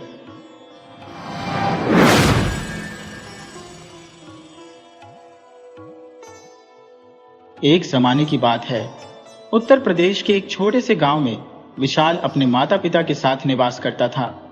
उसके माता पिता उम्रदराज थे और उसके पिता को लकवे की बीमारी ने चारपाई का मोहताज बना दिया था। विशाल एक सीधा सादा और परिश्रमी युवक था, जिसने आज तक किसी महिला या हमउम्र लड़की से नजर उठाकर बात तक नहीं की थी। अगर कोई उससे कुछ पूछता तो वो सिर झुकाए हुए जवाब देकर चुपचाप आगे बढ़ जाता था। गांव के लोग उसे बहुत ही भोला और मासूम समझते थे, लेकिन उसके हमउम्र लड़के अक्सर उससे मजाक करते और उसे पागल कहकर चिढ़ाते रहते थे। विशाल को इन बातों का कोई बुरा नहीं लगता था। वो बस अपने काम से काम रखने वाला इंसान था। उसकी माँ अब बूढ़ी हो चली थी और पिता भी लकवे की वजह से असहाय हो गए थे। विशाल के पास केवल 3 बीघा जमीन थी और उसी से पिता पुत्र का गुजारा चलता था। उसी फसल से उनका पेट पलता था। आज विशाल बहुत निराश था, क्योंकि उसने अपने चाचा से ट्रैक्टर उधार मांगने की कोशिश की ताकि वो अपने खेत को जोत सके और उसमें कुछ फसल बो सके, लेकिन उसके चाचा ने ट्रैक्टर देने से मना कर दिया। उन्होंने कहा कि जब उनका काम हो जाएगा तब देखेंगे। विशाल बेचारा उदास और गुमसुम लौट आया। उसे अपनी मजबूरी पर बहुत गुस्सा आ रहा था। विशाल ने हार नहीं मानी और खुद ही फावड़ा उठाकर खेत को जोतने लगा। जैसे ही उसने पुराने पीपल के पेड़ के नीचे पहली बार फावड़ा चलाया, वहां से एक सीसी फूट गई और उसके अंदर से एक विशालकाय जिन्न हंसता हुआ प्रकट हुआ। विशाल थर थर कांपने लगा और भागने की कोशिश की, लेकिन उसके कदम वहीं के वहीं जम गए। जिन्न ने हंसते हुए कहा, तूने मुझे आजाद किया है, इसलिए मैं तेरा गुलाम हूं। तू जो भी कहेगा मैं वही करूंगा। बता, तुझे क्या चाहिए? विशाल ने हाथ जोड़कर बोला, मुझे छोड़ दो और यहां से चले जाओ। लेकिन जिन्न ने कहा, मैं तुझे नहीं छोड़ सकता। मैं तेरा गुलाम हूं और तेरी सेवा करना मेरा फर्ज है। जिन्न ने यह भी कहा, मुझे श्राप मिला हुआ है कि मैं तुझे नहीं छोड़ सकता। चाहे तू जितना भी कहे, मैं यहां से जा सकता हूं पर तुझे छोड़ नहीं सकता। विशाल ने जिन्न की बात मान ली और सोचा कि अब इस हालात का क्या किया जाए। विकास ने कहा, ठीक है, अब मेरी बात मानो और यहां से चले जाओ। जिन्न तुरंत वहां से ओझल हो गया। विकास भागते हुए घर आया, लेकिन उसने अपनी मां को इस घटना के बारे में कुछ नहीं बताया, क्योंकि उसे डर था कि उसकी मां चिंतित हो जाएगी। रात में जब वह आराम कर रहा था, उसकी मां ने कहा, विशाल, भूख लग रही है, रोटी खा लो। लेकिन विशाल ने जवाब दिया, मां, आज मुझे भूख नहीं है। बेचारे विकास को भूख कैसे लगती जब उसके मन में जिन्न की विशालकाय छवि घूम रही थी। रात में जब विशाल सोने की तैयारी कर रहा था, वह जिन्न एक छोटे रूप में फिर से उसके सामने प्रकट हो गया। जिन्न ने कहा, तुम क्या खाओगे? मैं तुम्हारे लिए वही लाऊंगा। विशाल ने थक हार कर कहा, मुझे कुछ नहीं खाना है। लेकिन जिन्न ने जोर देकर कहा, जो भी चाहिए मैं वही ला दूंगा। परेशान होकर विशाल ने कहा, अच्छा, तो मुझे लड्डू और खीर खानी है। विशाल ने सोचा, देखता हूं कैसे लाता है। शायद इस बहाने यह जिन्न मेरी जान छोड़ देगा और मैं चैन की नींद सो पाऊंगा। जिन्न ने तुरंत हवा में अपना हाथ घुमाया और लड्डू और खीर हाजिर कर दी। शुद्ध घी के लड्डू और खीर विशाल यह देखकर आश्चर्यचकित रह गया। उसने खीर खाई और लड्डुओं का भी स्वाद लिया। धीरे धीरे उसे जिनसे बातें करने की इच्छा होने लगी। उसने पूछा, तुम मुझे ही क्यों मिले? जिन ने उत्तर दिया, जिसने मुझे कैद किया था, उसने यह कहा था कि मैं तभी आज़ाद हो सकता हूँ जब मुझे ऐसा इंसान मिलेगा जिसने कभी किसी औरत को बुरी नज़र से नहीं देखा हो, जिसने कभी शराब को हाथ नहीं लगाया हो, जो शुद्ध शाकाहारी हो और जो अपने पिता का इकलौता बेटा हो। तुम में ये सारी खूबियां है, इसलिए जब तुमने वहां फावड़ा चलाया, सीसी टूट गई और मैं आज़ाद हो गया। विशाल ने पूछा, तुम्हें किसने कैद किया था? जिन ने कहा, मैं 1200 साल पुराना जिन्न हूं। मुझे राजा तेजाजी ने कैद किया था। मैं राजा जी के पिता की दौलत का चौकीदार था। जिन ने अपनी कहानी जारी रखी। राजा तेजाजी के पिता के पास बेशुमार दौलत थी जिसे वे गुप्त रखना चाहते थे। इस दौलत की सुरक्षा के लिए उन्होंने एक पीर को बुलाया जिसने अपनी विद्या से मुझे सिद्ध किया और दौलत की रक्षा के लिए चौकीदार बना दिया। जिन्न ने आगे बताया, मेरे चौकीदार बनने की कुछ शर्तें थी जिनका जिक्र मैं बाद में करूंगा, लेकिन मैंने अपनी जिम्मेदारी निभाई और दौलत की सुरक्षा का रास्ता बनाया। समय के साथ राजा तेजाजी के पिता बुजुर्ग हो गए और उन्होंने अपने बेटे को इस बेशुमार दौलत की जानकारी दी और इसे संभालने की जिम्मेदारी सौंपी। एक दिन समय रहते तेजाजी के पिता ने पुराने सेनापति को बुलाया और उनसे कहा कि उन्हें वो छुपी हुई दौलत दिखानी है। सेनापति ने कोई आपत्ति नहीं जताई और बात को टालने का कोई प्रयास भी नहीं किया। तेजाजी सेनानिवृत्त सेनापति के साथ उस दौलत को देखने निकले। सेनापति भी अब उम्र दराज हो चुके थे और सेनापति पद से निवृत्त हो गए थे। उनके बेटे को नया सेनापति बना दिया गया था और तेजाजी को राजा की उपाधि दे दी गई थी क्योंकि वे राजा जी के पुत्र थे। दौलत तक पहुंचने का रास्ता बहुत कठिन था। वह रास्ता एक पहाड़ी से होकर जाता था जो गुफा तक पहुंचता था। उस गुफा के अंदर कई और गुफाएं थी जो भूल भुलैया जैसी थी। उस दौलत तक पहुंचने का नक्शा भी बहुत अजीब था। मुख्य द्वार पर मैं यानी जिन पहरा देता था। केवल सेनापति और तेजाजी के पिता ही मुझे बुला सकते थे और मैं उनकी आज्ञा का पालन करता था। सेनापति ने मुझे आवाज दी, जिन दरवाजा खोलो, और मैंने दरवाजा खोल दिया। मैं अदृश्य रहता था इसलिए कोई मुझे देख नहीं सकता था। तेजाजी ने सेनापति के साथ उस दौलत को देखा जिसे देखकर किसी की भी लालच जाग उठती। बेशकीमती हीरे जवाहरात जिनकी कीमत का अंदाजा लगाना असंभव था और सोने के आभूषणों के ढेर। इस दौलत को देखकर तेजाजी की तबीयत बिगड़ गई और वे बेहोश हो गए। पानी छिड़ककर उन्हें होश में लाया गया। फिर सेनापति ने मुझे आज्ञा दी कि अब मुझे तेजाजी के आदेश का भी पालन करना होगा। मैंने उनकी बात मान ली और वे दौलत देखने के बाद गुफा से बाहर निकल गए। रास्ते में महल लौटते समय बुजुर्ग सेनापति की मृत्यु हो गई। हालांकि सेनापति ने तेजाजी को समझा दिया था कि उस भूल भुलैया से कैसे निकलना है, लेकिन फिर भी तेजाजी एक दिन तक रास्ता भटकते रहे। अंततः वे मुख्य गुफा तक पहुंच गए। वे बेहद थक चुके थे और प्यास से परेशान हो रहे थे। उन्होंने सूखे हुए होठों से मुझे आदेश दिया, जिन दरवाजा खोलो। मैंने दरवाजा खोला और उन्होंने मुझे अपनी स्थिति बताई। तेजाजी ने कहा, मुझे रास्ता भूलने की चिंता सता रही थी। जिन्न ने कहा, चिंता मत कीजिए, मैं आपको अभी महल पहुंचा देता हूं, और मैंने तुरंत उन्हें महल पहुंचा दिया। महाराज ने अपने पिता को सारी बात बताई। सेनापति की मृत्यु का समाचार सुनकर पिता को बहुत दुख हुआ और उन्होंने सेनापति को याद किया। सेनापति के दाह संस्कार के बाद तेजाजी के पिताजी का भी स्वर्गवास हो गया। तेजाजी की शादी एक सुंदर और बहादुर महिला से हुई। राजा और रानी बहुत खुश थे और जीवन का आनंद ले रहे थे।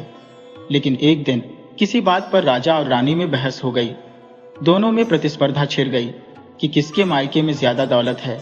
महारानी ने कहा, मेरे पिता के पास बहुत दौलत है। इस पर तेजाजी ने कहा, मेरे पास उससे भी ज्यादा दौलत है। बहस बढ़ते बढ़ते महारानी ने चुनौती दी, अगर तुम्हारे पास दौलत है तो दिखाओ। राजा तेजाजी भी जोश में आ गए और कहा, चलो मैं तुम्हें दिखाता हूं। वे बग्घी में सवार होकर रानी को वो बेशुमार दौलत दिखाने के लिए चल दिए। रानी ने रास्ते में कहा, मुझे आपकी दौलत नहीं देखनी है महाराज, मुझे माफ कीजिए, आप मुझे कहां लेकर आए हैं? मुझे डर लग रहा है, चलिए महल वापस चलते हैं। लेकिन राजा तेजाजी ने कहा, नहीं, अब तो मैं तुम्हें वो दौलत दिखाकर ही रहूंगा। और अंततः मुख्य द्वार पर पहुंचकर उन्होंने मुझे आदेश दिया, जिन्न, दरवाजा खोलो। दरवाजा खुला और रानी ने उस दौलत को देखा। उसकी आंखें चौंधिया गईं। वह राजा के सामने हाथ जोड़कर माफी मांगने लगी और वहां से एक कीमती हार लेकर वापस महल चली आई। मैंने दोनों को तुरंत महल पहुंचा दिया था। सालों बाद पड़ोसी राज्य के राजा ने महाराज पर आक्रमण कर दिया। 9 दिनों तक चले इस युद्ध में तेजाजी की हार हुई और उन्हें अपना राज्य छोड़कर रानी के साथ भागना पड़ा। वे दोनों अकेले ही एक घोड़े पर सवार होकर भागते जा रहे थे। जिन्न जब यह सुनता है कि युद्ध के बाद दोनों अकेले भाग रहे हैं तो वह उत्सुक हो उठता है और विकास से पूरी कहानी पूछता है। तब जिन्न अपने मित्र को बताने लगता है, हुक्म करो, मैं आपको पूरी कहानी सुनाता हूं।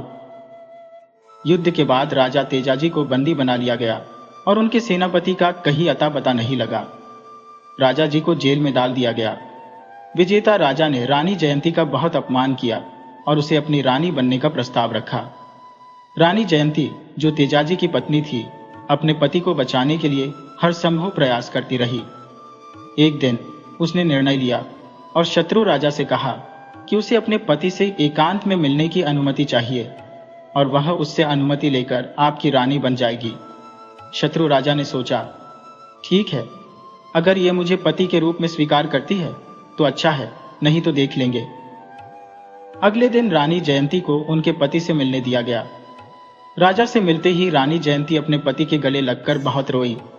जब राजा ने देखा कि रानी अपने आप को मारने का प्रयास कर रही है तो उन्होंने तुरंत उसका हाथ पकड़ लिया और कहा, रानी, तुम ये क्या करने जा रही हो? क्या तुम्हें पता है कि यह कमरा एक गुप्त दरवाजे से जुड़ा हुआ है जो सीधे इस राज्य से बाहर निकलता है? हमारी किस्मत अच्छी है, जल्दी करो, क्योंकि हमने यहां रहकर सब कुछ छानबीन कर ली है और गुप्त दरवाजे का पता लगा लिया है। राजा तेजाजी ने कमरे में लगी एक पुरानी तस्वीर को एक छोटी सी चाबी से घुमाया। तस्वीर तुरंत एक दरवाजे में बदल गई और दोनों उस रास्ते से बाहर निकल गए। दरवाजा अपने आप बंद हो गया। थोड़ी देर बाद जब शत्रु राजा के सैनिक वहां पहुंचे और उन्हें नहीं मिले तो वे सभी जगह उन्हें ढूंढते रहे, लेकिन तेजाजी और रानी जयंती पहले ही उस गुफा से बाहर निकल चुके थे। दोनों अकेले ही जा रहे थे।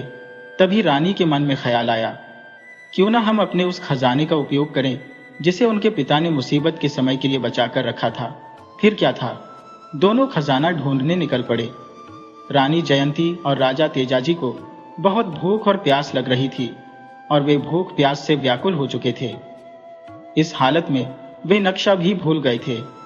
जेल में रहने से उनकी तबीयत भी खराब हो चुकी थी और उन्हें उल्टियां भी होने लगी थी। राजा की हालत बिगड़ती जा रही थी। रानी जयंती को पश्चाताप होने लगा और वह सोचने लगी, इससे अच्छा तो होता कि मैं अपने राजा को लेकर किसी दूसरे राज्य में चली जाती या अपने मायके लौट जाती। उन्हें खजाना लेने के लिए लाने का यह निर्णय सही नहीं था।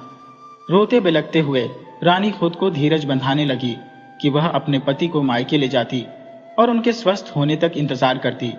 उसके बाद ही वे धन लेने आते, लेकिन उनके पास कोई और चारा नहीं था।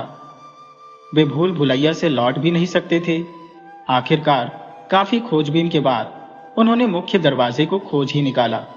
मुख्य द्वार पर पहुंचते ही रानी ने मुझसे कहा, जिन्न, दरवाजा खोल दो। लेकिन मुझे किसी और के लिए दरवाजा खोलने की इजाजत नहीं थी। रानी ने फिर से कहा, मैं रानी जयंती हूं और तुम्हारे राजा तेजाजी की तबीयत बहुत खराब है, हमारी मदद करो। पर मेरी मालिकी का हुक्म नहीं था, इसलिए मैं कुछ कर नहीं सका। रानी बहुत निराश हुई और जल्दी से राजा तेजाजी के पास वापस चली गई। थोड़ी देर बाद दोनों घोड़े पर सवार होकर फिर से मुख्य द्वार पर आ पहुंचे। इस बार तेजाजी ने कांपती आवाज में मुझसे कहा, जिन्न, दरवाजा खोल दो और मेरी सेहत ठीक करो। उनकी आवाज में ऐसा हुक्म था जिसे मैं नजरअंदाज नहीं कर सकता था। मैंने तुरंत दरवाजा खोल दिया। जैसे ही दरवाजा खुला, राजा की तबीयत में तुरंत सुधार हो गया और दोनों अंदर आ गए। पर जब उन्होंने अंदर जाकर देखा तो वह चौंक गए। वहां पर कोई खजाना नहीं था। बस कुछ तांबे की पुरानी वस्तुएं बची थी, बाकी सब गायब था। राजा तेजाजी के दिमाग में हलचल मच गई। उन्होंने अपने दिमाग पर जोर डालकर सब कुछ याद करने की कोशिश की। रानी ने भी हिम्मत नहीं हारी, लेकिन दोनों जैसे सुन्न हो गए थे, यह सोचकर कि इतनी बड़ी दौलत आखिर कहाँ गई। राजा तेजाजी समझ गए कि यह सब उनके सेनापति की चाल है। सारी सच्चाई जानने के लिए दोनों मेरे पास आए और मुझे सारा हाल बताने का हुक्म दिया। मैंने जो देखा वही बताया। राजा और रानी एक दूसरे को ऐसे देख रहे थे जैसे सालों का बोझ एक ही नजर में समेट लिया हो। रानी की आंखों में आंसू थे, लेकिन वे बाहर नहीं आए। उसकी आंखों में मैंने पढ़ा कि वह खुद को किस कदर कोस रही थी। वह जमीन पर बैठ गई और सोचने लगी कि उसकी शादी राजा से हुई, लेकिन अब राजा को हार का सामना करना पड़ा है और दौलत भी हाथ से चली गई है। रानी का दिल दर्द से भर गया। राजा तेजाजी रानी के पास बैठकर उसे दिलासा देने लगे।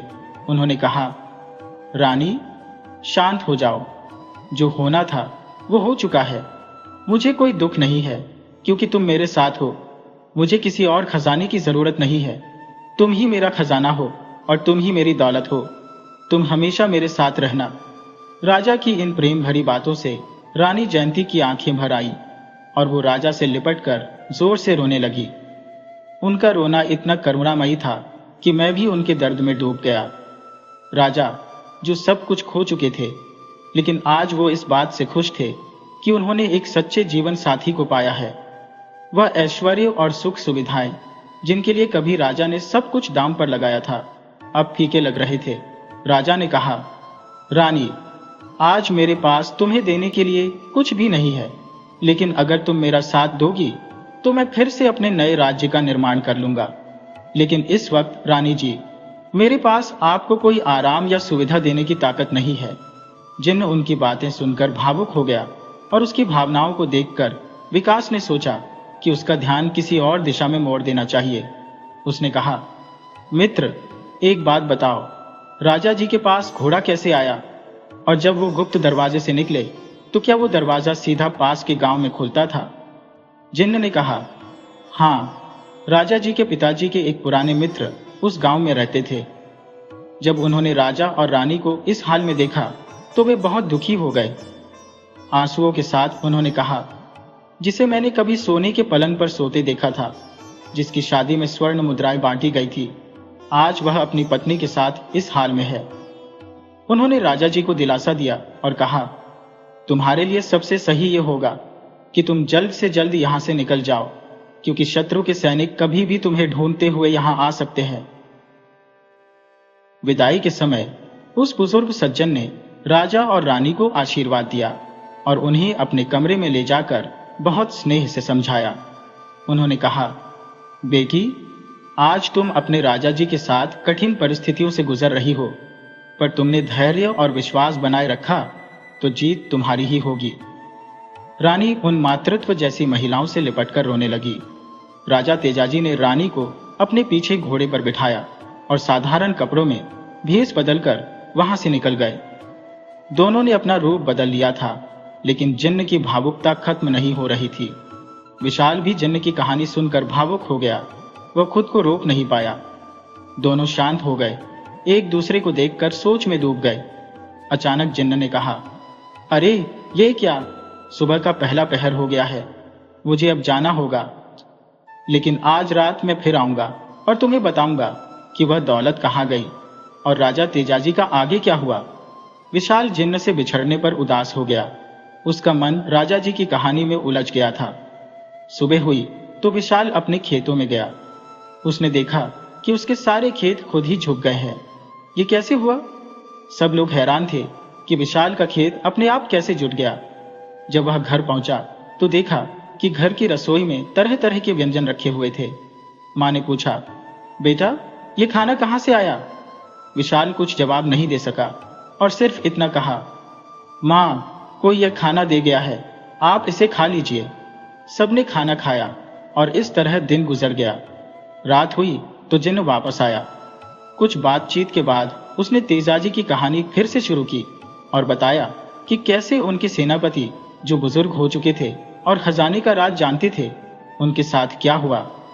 एक दिन राजा जी सोच रहे थे कि अगर युद्ध हुआ और दुर्भाग्यवश वे शहीद हो गए तो यह खजाना किसी भी हालत में दुश्मनों के हाथ नहीं लगना चाहिए। उन्होंने सोचा कि इस खजाने का पता किसी भरोसेमंद व्यक्ति को बता देना चाहिए और ये जिम्मेदारी उन्होंने अपने बेटे को सौंप दी।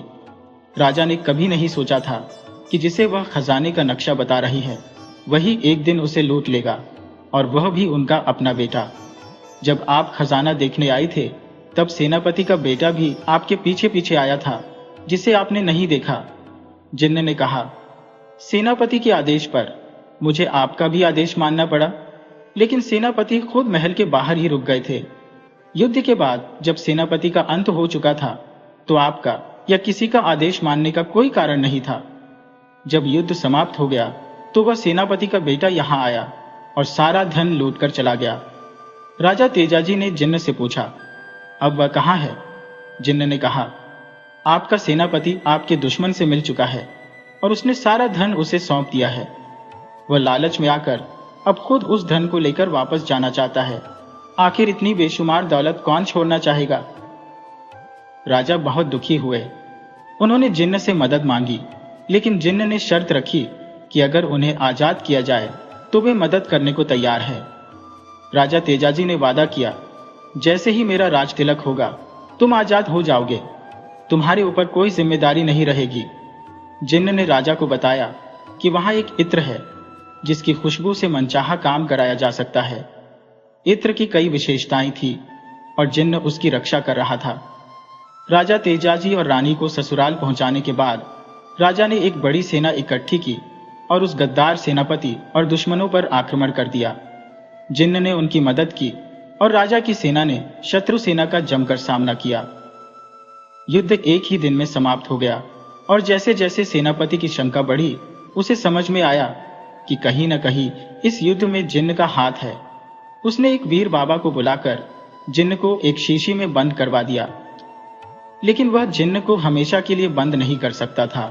उसने कहा, जिस दिन कोई इकलौता लड़का जिसके माता पिता बूढ़े होंगे, ब्रह्मचारी और सहकारी होगा, वही मुझे इस शीशी से मुक्त कराएगा, और तुम में वह सारी खूबियां थी जो मुझे इस शीशी से बाहर निकाल सकती थी। जिन्न के कैद होने के बाद राजा तेजाजी ने बहादुरी से युद्ध लड़ा और शत्रु को मार गिराया। सेनापति को आजीवन काल कोठरी में डाल दिया गया और राजा का राज्य तिलक हुआ। रानी जयंती फिर से रानी बन गई और उनके राज्य में कोई भी युद्ध नहीं हुआ, न ही किसी ने उन्हें पराजित किया। जब कहानी खत्म हो गई तो जिन्न विशाल के पास रहने की जिद करने लगा, लेकिन विशाल सोना चाहता था और जिन्न उससे बातें करता रहा। विशाल ने रात जैसे तैसे निकाली, लेकिन एक शर्त रखी कि उसके पिता को ठीक किया जाए और उनकी बीमारी को दूर किया जाए। जिन्न ने उसकी बात मानी और अच्छे अच्छे काम होने लगे। घर में अचानक अच्छे खाने पीने की चीजें आने लगी और घर के सभी काम आसानी से हो गए। जब विशाल के पिताजी लकवे से उबर गए तो गांव वालों में हड़कंप मच गया। सभी यह सोचकर हैरान थे कि आखिर इतने चमत्कारिक बदलाव विशाल के घर में कैसे हो रहे हैं। अब विशाल भी रात रात भर जागकर परेशान रहने लगा। कभी कभी जिन्न उसे श्मशान में ले जाता, कभी अंधेरे में घुमाता। विशाल डर जाता, लेकिन उसकी समझ में कुछ नहीं आ रहा था कि करे तो क्या करे। फिर उसने एक तरकीब सोची। विशाल ने सोचा, क्यों न मैं जिन्न से खुद को आजाद कर लूं। जिन्न की हरकतों से अब वो पूरी तरह त्रस्त हो चुका था। कौन चाहेगा कि वह एक जिन्न के साथ रात भर श्मशान में भटके। वो जिन्न उसे सोने भी नहीं देता और वीराने में घुमाता, तंत्र मंत्र की बातें सुनाता रहता। पर आज विशाल ने ठान लिया था।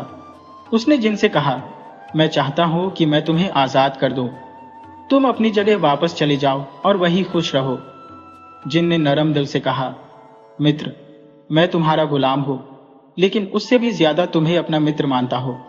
पर मैं तुम्हें यह राज बताना चाहता हूं कि मैं अभी तुम्हें छोड़कर नहीं जाना चाहता। पर विशाल ने गुस्से में कहा, ठीक है, मैं तुम्हें आदेश देता हूं कि अगर तुम मुझे नहीं छोड़ना चाहते तो कम से कम 10 दिनों तक मुझे तुमसे कोई वास्ता नहीं रखना है। जाओ, 10 दिन अपने लोक में घूम कर आओ। जिन्न ने आदेश का पालन किया और वहां से चला गया। अगली सुबह जब विशाल उठा तो उसने आईने पर स्याही से कुछ लिखा देखा। उसमें लिखा था, मित्र, मुझे माफ कर देना। तुम नहीं जानना चाहोगे कि तुम्हारे भविष्य में क्या होने वाला है, पर मैं तुम्हें लिखकर बता रहा हूं, मानसिक रूप से तैयार हो जाओ। मैं उस वक्त तुम्हारे पास नहीं रहूंगा जब तुम्हें मेरी सबसे ज्यादा जरूरत होगी। विशाल यह पढ़कर आश्चर्यचकित रह गया और सोचने लगा कि उसने यह कभी सोचा ही नहीं था। जिन ने लिखा था, मैं वर्तमान और भविष्य दोनों देख सकता हूं। कुछ दिनों बाद गांव वाले तुम्हें किसी बुरी आत्मा के साए में समझकर तुम्हारी बलि देने का फैसला करेंगे। तुम्हारी मां यह बर्दाश्त नहीं कर पाएगी और पागल हो जाएगी। तुम्हारे पिताजी गांव वालों के सामने तुम्हें बचाने के लिए अपनी पगड़ी रख देंगे, लेकिन उनका भी बुरा हाल हो जाएगा। फिर एक पंडित के कहने पर तुम्हारी शादी एक भैंस से करा दी जाएगी। गांव वाले तुम्हारा मजाक उड़ाएंगे और अंत में तुम्हारा परिवार गांव छोड़कर चला जाएगा। जब विशाल ने जिन के लिखे शब्द पढ़े तो उसकी हिम्मत टूट गई। उसका चेहरा सफेद पड़ गया और वह सोचने लगा, हे भगवान, मैंने यह क्या कर डाला। मैंने अपने मित्र को जाने के लिए कह दिया, उससे तंग आकर मैंने ऐसा क्यों किया। अब विशाल खुद को धिक्कारने लगा कि उसकी मदद अब कौन करेगा। तीसरे ही दिन गांव के लोग विशाल से जलने लगे। उन्होंने उसके खेतों और घर की अच्छी हालत देखकर उस पर तंत्र मंत्र का आरोप लगाया और उसे बलि देने का फैसला किया। गांव में पंचायत बुलाई गई और विशाल को एक पेड़ से बांध दिया गया। विशाल की मां यह देखकर बेहोश हो गई और जब होश में आई तो वह हंसने लगी और पागल हो गई। जिन ने जो लिखा था वह सब सच हो रहा था। विशाल के पिता ने अपने बेटे को बचाने के लिए सरपंच के सामने अपनी पगड़ी रख दी, लेकिन कोई असर नहीं हुआ। अंत में पंडित के कहने पर यह निर्णय लिया गया कि विशाल की शादी एक भैंस से करा दी जाए ताकि गांव का दोष दूर हो सके। गांव के बच्चे बूढ़े सभी यह तमाशा देखने आए और विशाल की शादी भैंस के साथ करा दी गई। सभी ने हंस हंस कर विशाल का खूब मजाक उड़ाया और विशाल के पास कुछ भी करने की ताकत नहीं बची थी। विशाल की बेबसी सबके सामने थी और गांव वाले उसकी खिल्ली उड़ा रहे थे। विशाल न विरोध कर रहा था, न ही उसके मुंह से कोई शब्द निकल रहे थे। वह बस खामोश था, देखते हुए कि गांव वाले उसके साथ क्या क्या कर रहे हैं। वह बिना किसी विरोध के वही करता जा रहा था जैसा उसे कहा जा रहा था।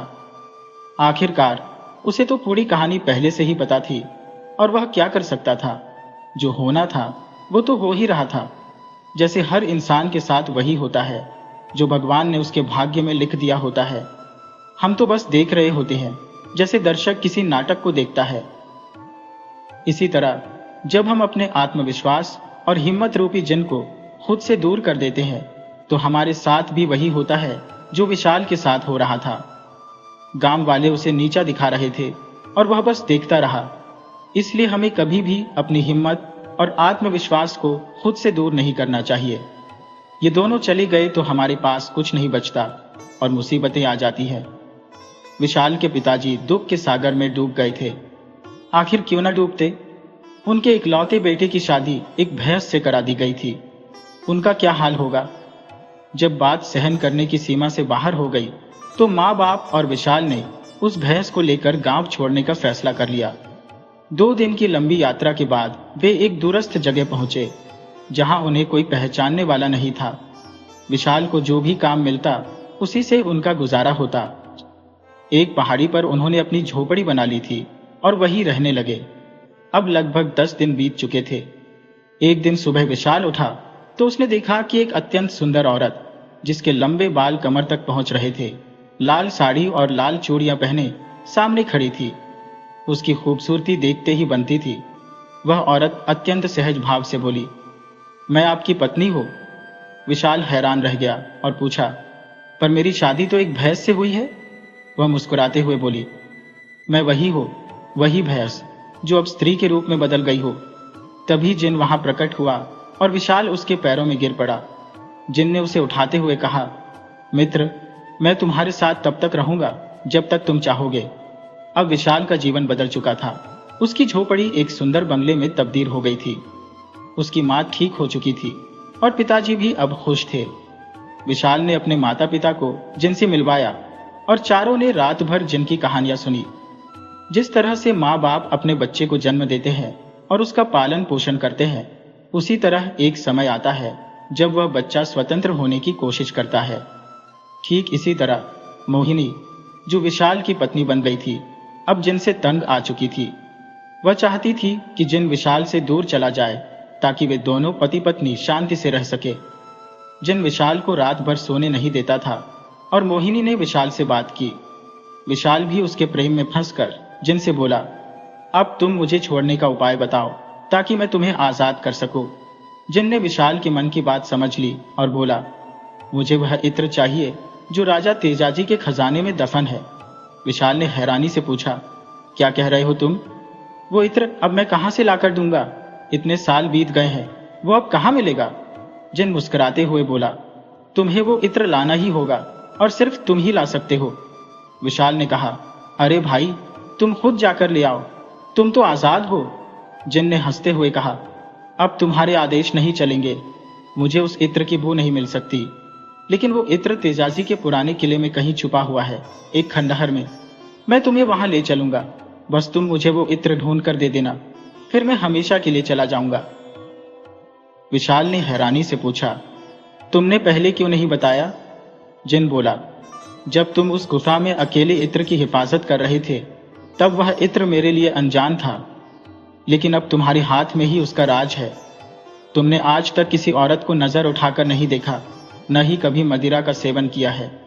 तुम अपने माँ बाप की इकलौती संतान हो, यही खूबियां है जो मुझे श्रापित करती है। अगर तुम ये इत्र ला सकते हो तो मुझे आजाद कर सकते हो।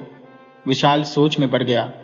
जिन ने कहा, उस इत्र की खुशबू से मैं मुक्त हो जाऊंगा। विशाल मान गया, लेकिन उसकी प्रेमिका मोहिनी ने उसे बहुत समझाया, तुम मत जाओ, कोई और रास्ता खोज लो या उसे वहीं रहने दो। मुझे डर लग रहा है, तुम वहां मत जाओ। लेकिन विशाल ने उसे आश्वासन दिया, तुम चिंता मत करो, मैं जल्दी जाऊंगा और उसे इत्र लाकर मुक्त कर दूंगा।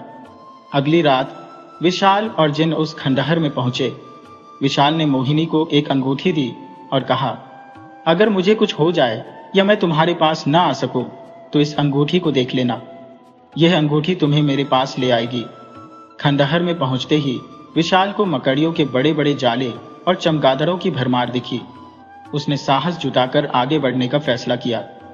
जैसे ही वह एक कमरे में दाखिल हुआ, अचानक उसे एक आवाज सुनाई दी, जाओ, भागो यहां से, जिन तुम्हें फंसा रहा है।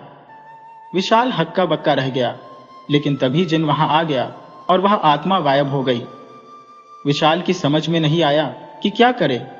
जिन ने उसे तहखाने की ओर इशारा किया, जहां एक संदूक में वो इत्र छुपा था। विशाल ने जैसे ही इत्र दिया, जिन ने उसे खोलकर सूंघा और हंसते हुए अलविदा कहकर चला गया। लेकिन विशाल अब पत्थर की मूर्ति में तब्दील हो चुका था। शायद यह उसकी सजा थी कि उसने जिन की मदद की थी। विशाल अब पत्थर की मूर्ति में तब्दील हो चुका था और उसका दिल पछतावे से भर गया था। उधर जिन विशाल के घर पहुंच चुका था, जहां मोहिनी उसके लौटने का इंतजार कर रही थी। जिन ने मोहिनी से कहा, तेरा पति विशाल अब कभी वापस नहीं आएगा। उसने मुझे आजाद करने का आदेश दिया था और अब मैं आजाद हो चुका हूं। मैं अपने लोगों के पास जा रहा हूं और 2 दिन बाद मेरी सारी शक्तियां खत्म हो जाएंगी। तब सब कुछ वापस पहले जैसा हो जाएगा। तू फिर उसी रूप में आ जाएगी जैसे तू पहले थी, एक भैंस। और विशाल के माँ बाप भी उन्हीं पुराने हालात में लौट जाएंगे। ये सुनकर मोहिनी के होश उड़ गए। उसके पास कुछ करने का समय भी नहीं बचा था, क्योंकि जिन गायब हो चुका था। अब मोहिनी सोच में पड़ गई कि वह क्या करे। उसके दिल दिमाग में हजारों सवाल घूम रहे थे। क्या मैं फिर से भैंस बन जाऊंगी? कोई बात नहीं, जो होना था हो गया। लेकिन मैं विशाल के प्रेम को कैसे भूल पाऊंगी? उसकी आंखों में आंसू रुकने का नाम ही नहीं ले रहे थे। वह विशाल के साथ बिताए पलों को याद कर रोने लगी। तभी विशाल के पिता की आवाज बाहर से आई, बहू, क्या विशाल आ गया? मैंने उसे देखा नहीं है। मोहिनी ने आंसू पोंछते हुए कहा, नहीं बाबूजी, अभी तक नहीं आए। अंदर से टूट चुकी मोहिनी ने अब विशाल से मिलने का संकल्प कर लिया।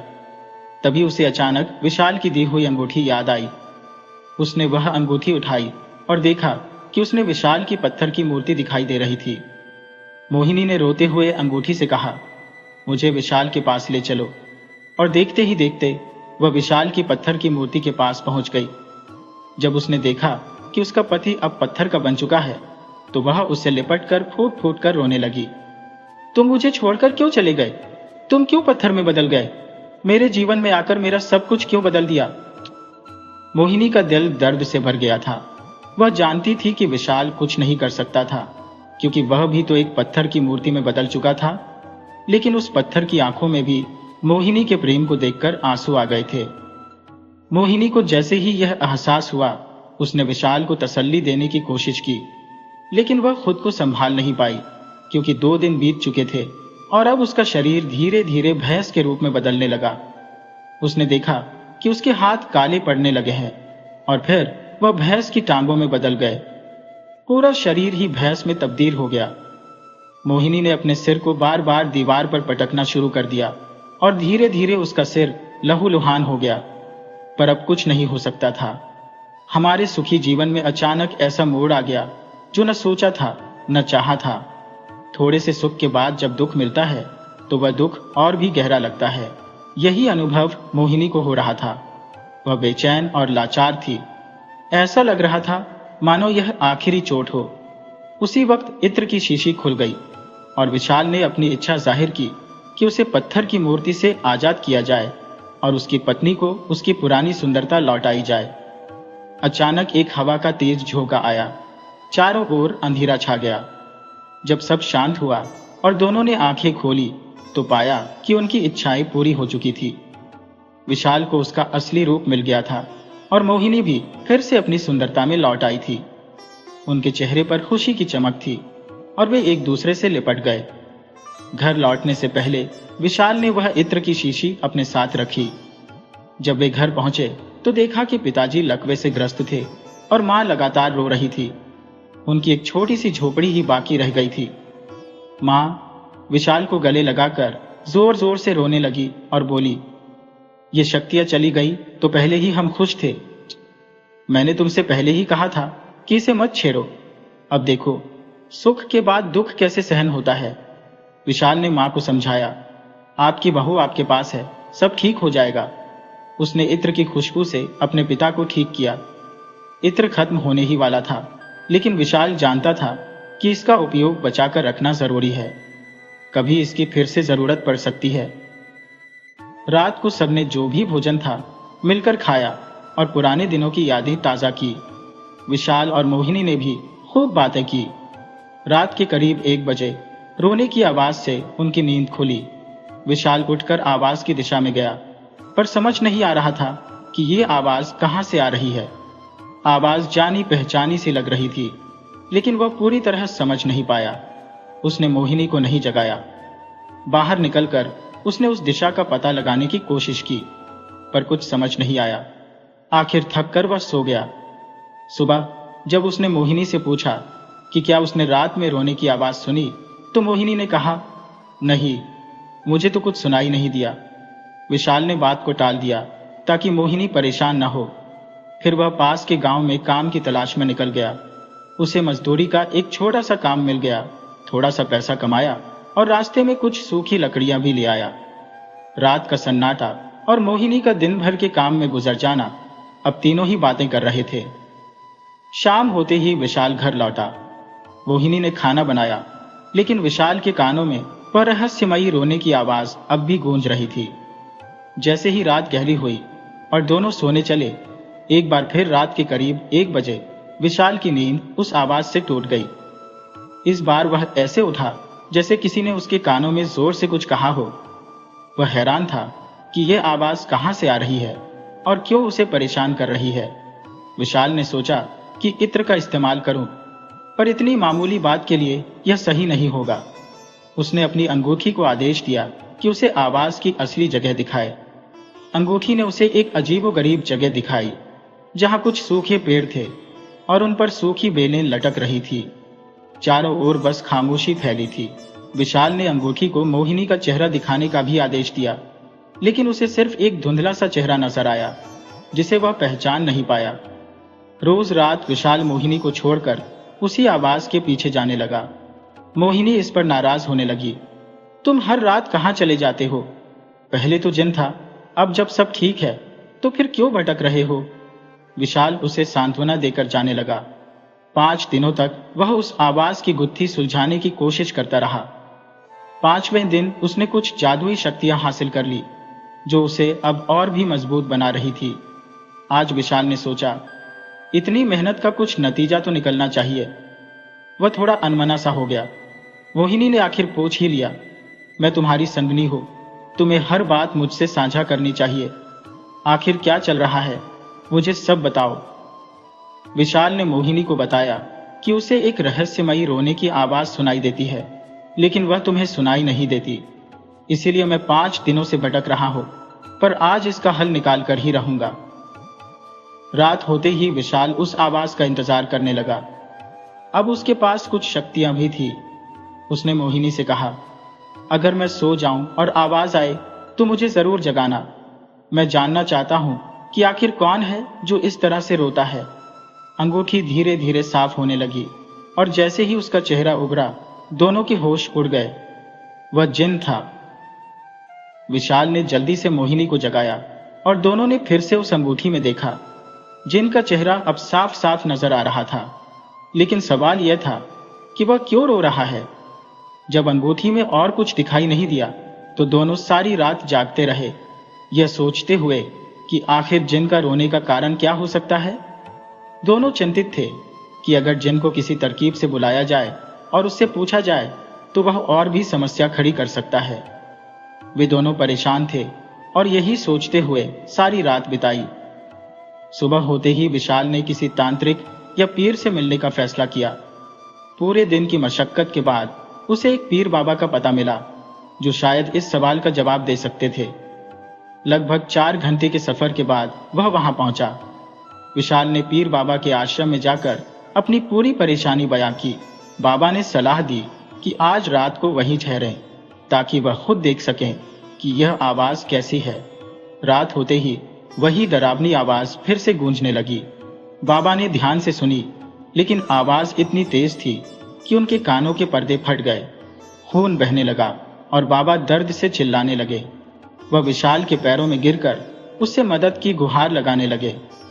विशाल को बाबा की हालत देखकर बेहद दुख हुआ, लेकिन कुछ देर बाद वह रुदन बंद हो गया। बाबा ने विशाल से माफी मांगते हुए कहा, यह कोई साधारण जिन नहीं है, ये बहुत ही पुराना और शक्तिशाली जिन है। इसे काबू करना तो दूर, इसे देखने वाला भी अपना मानसिक संतुलन खो बैठता है। विशाल ने बाबा को घर वापस भेज दिया, लेकिन उसका काम अधूरा ही रह गया था। बेचारे बाबा के कान भी चले गए और विशाल यह सोचता रह गया कि अब क्या करे। घर लौटने के बाद विशाल बहुत उदास रहने लगा। उसने ठीक से खाना भी नहीं खाया और ना ही चैन से सो पाया। उसकी हालत दिन ब दिन बिगड़ती जा रही थी और उसका शरीर धीरे धीरे कमजोर होने लगा। मोहिनी से यह सब देखा नहीं गया और उसने मन ही मन ठान लिया कि वह कुछ करेगी। बिना विशाल से पूछे मोहिनी ने इत्र की शीशी का इस्तेमाल कर जिन को बुला लिया। उसने सोचा कि इत्र का इस्तेमाल अगर 2 बार किया जा सकता है तो एक बार उसे बुलाने और एक बार वापस भेजने के लिए किया जा सकता है। जैसे ही इत्र का आदेश दिया गया, चारों ओर उसकी खुशबू फैल गई। ये वही खुशबू थी जिससे बड़े बड़े भूत और जिन अपने होश खो देते थे। कुछ ही देर में वह जिन उनके सामने प्रकट हो गया और बोला, क्यों बुलाया मुझे? विशाल ने रोते हुए कहा, तुम्हारा रोना मुझसे सहन नहीं हो रहा था, इसलिए। यह सुनकर जिन विशाल से गले लग गया और बोला, मुझे भी तुम्हारी बहुत याद आ रही थी मित्र। दोनों पुराने दोस्तों की तरह मिल रहे थे। जिन ने सबसे पहले विशाल के लिए स्वादिष्ट भोजन लाकर खिलाया। इसके बाद तीनों ने मिलकर खाना खाया और सारी रात बातें की, लेकिन किसी ने किसी से कोई सवाल नहीं पूछा। सुबह होते ही जिन ने विशाल के लिए एक शानदार घर बना दिया। वह घर नहीं, मानो पहाड़ी पर बना एक महल था। जिन ने कहा, मेरा मित्र इस झोपड़ी में क्यों रहेगा? जिन के आदेश पर सारी आवश्यकताएं खुद ब खुद पूरी हो रही थी। अब हर किसी को पता चल गया था कि विशाल की मदद एक जिन कर रहा है। समय बीतता गया और मोहिनी गर्भवती हो गई। जिन इस खबर से बहुत खुश था, लेकिन मोहिनी को एक चिंता सताने लगी। क्या उनकी होने वाली संतान जिन को देखेगी? क्या वह जिन के साथ समय बिताएगी? यह सही होगा या नहीं? इस सवाल ने उसे परेशान कर दिया और वह इस बारे में विशाल से बातें करने लगी। आज विशाल के मन में यह शंका घर कर गई कि उनकी संतान जिन के साथ कैसे रह पाएगी। इस विचार ने उसे बेचैन कर दिया। आखिरकार विशाल ने जिन से सीधा सवाल किया, तुम क्यों रोते थे? हमें सच बताओ। जिन ने पहले टाल मटोल किया, लेकिन विशाल के आदेश पर वह मान गया और अपनी बात बताने लगा। जिन ने कहा, विशाल जी, आप वास्तव में राजा तेजाजी हैं और मोहिनी, आप रानी जयंती हैं। यह सुनकर विशाल और मोहिनी जैसे स्तब्ध हो गए। जिन ने आगे कहा, राजा तेजाजी ने मुझे अपना मित्र माना था और इसी मित्रता के कारण मैं यहाँ आया। मैं आपके पूर्व जन्म की कहानी बताना चाहता था ताकि आपको आपकी असली पहचान का एहसास हो सके। मैं आपकी कोई मदद नहीं कर सका, इसीलिए रोता था। जिन ने बताया कि राजा तेजाजी के प्रति उसकी वफादारी के कारण वह विशाल के पास आया था। उसने कहा, मैंने राजा तेजाजी से वादा किया था कि उनके हर जन्म में मैं उनकी सहायता के लिए तैयार रहूंगा, इसलिए मैं यहाँ आया। विशाल को यह सुनकर कुछ राहत मिली। समय बीतता गया और मोहिनी ने एक सुंदर बेटे को जन्म दिया, जिसका नाम वीर रखा गया।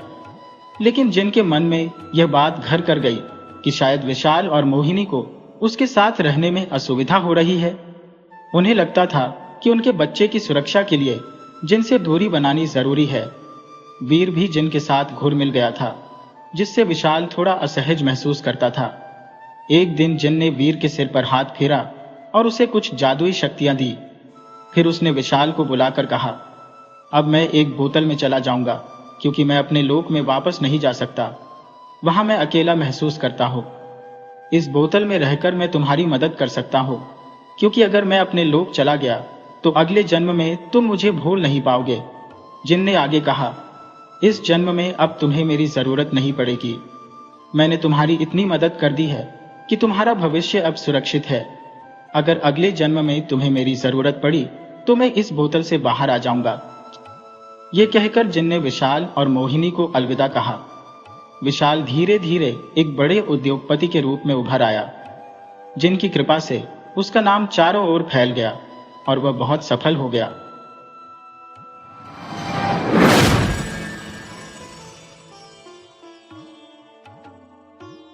वीडियो अच्छी लगे हो तो इसे लाइक करें और ऐसी ही मज़ेदार कहानियों के लिए चैनल को सब्सक्राइब करें और बेल आइकन दबाएं।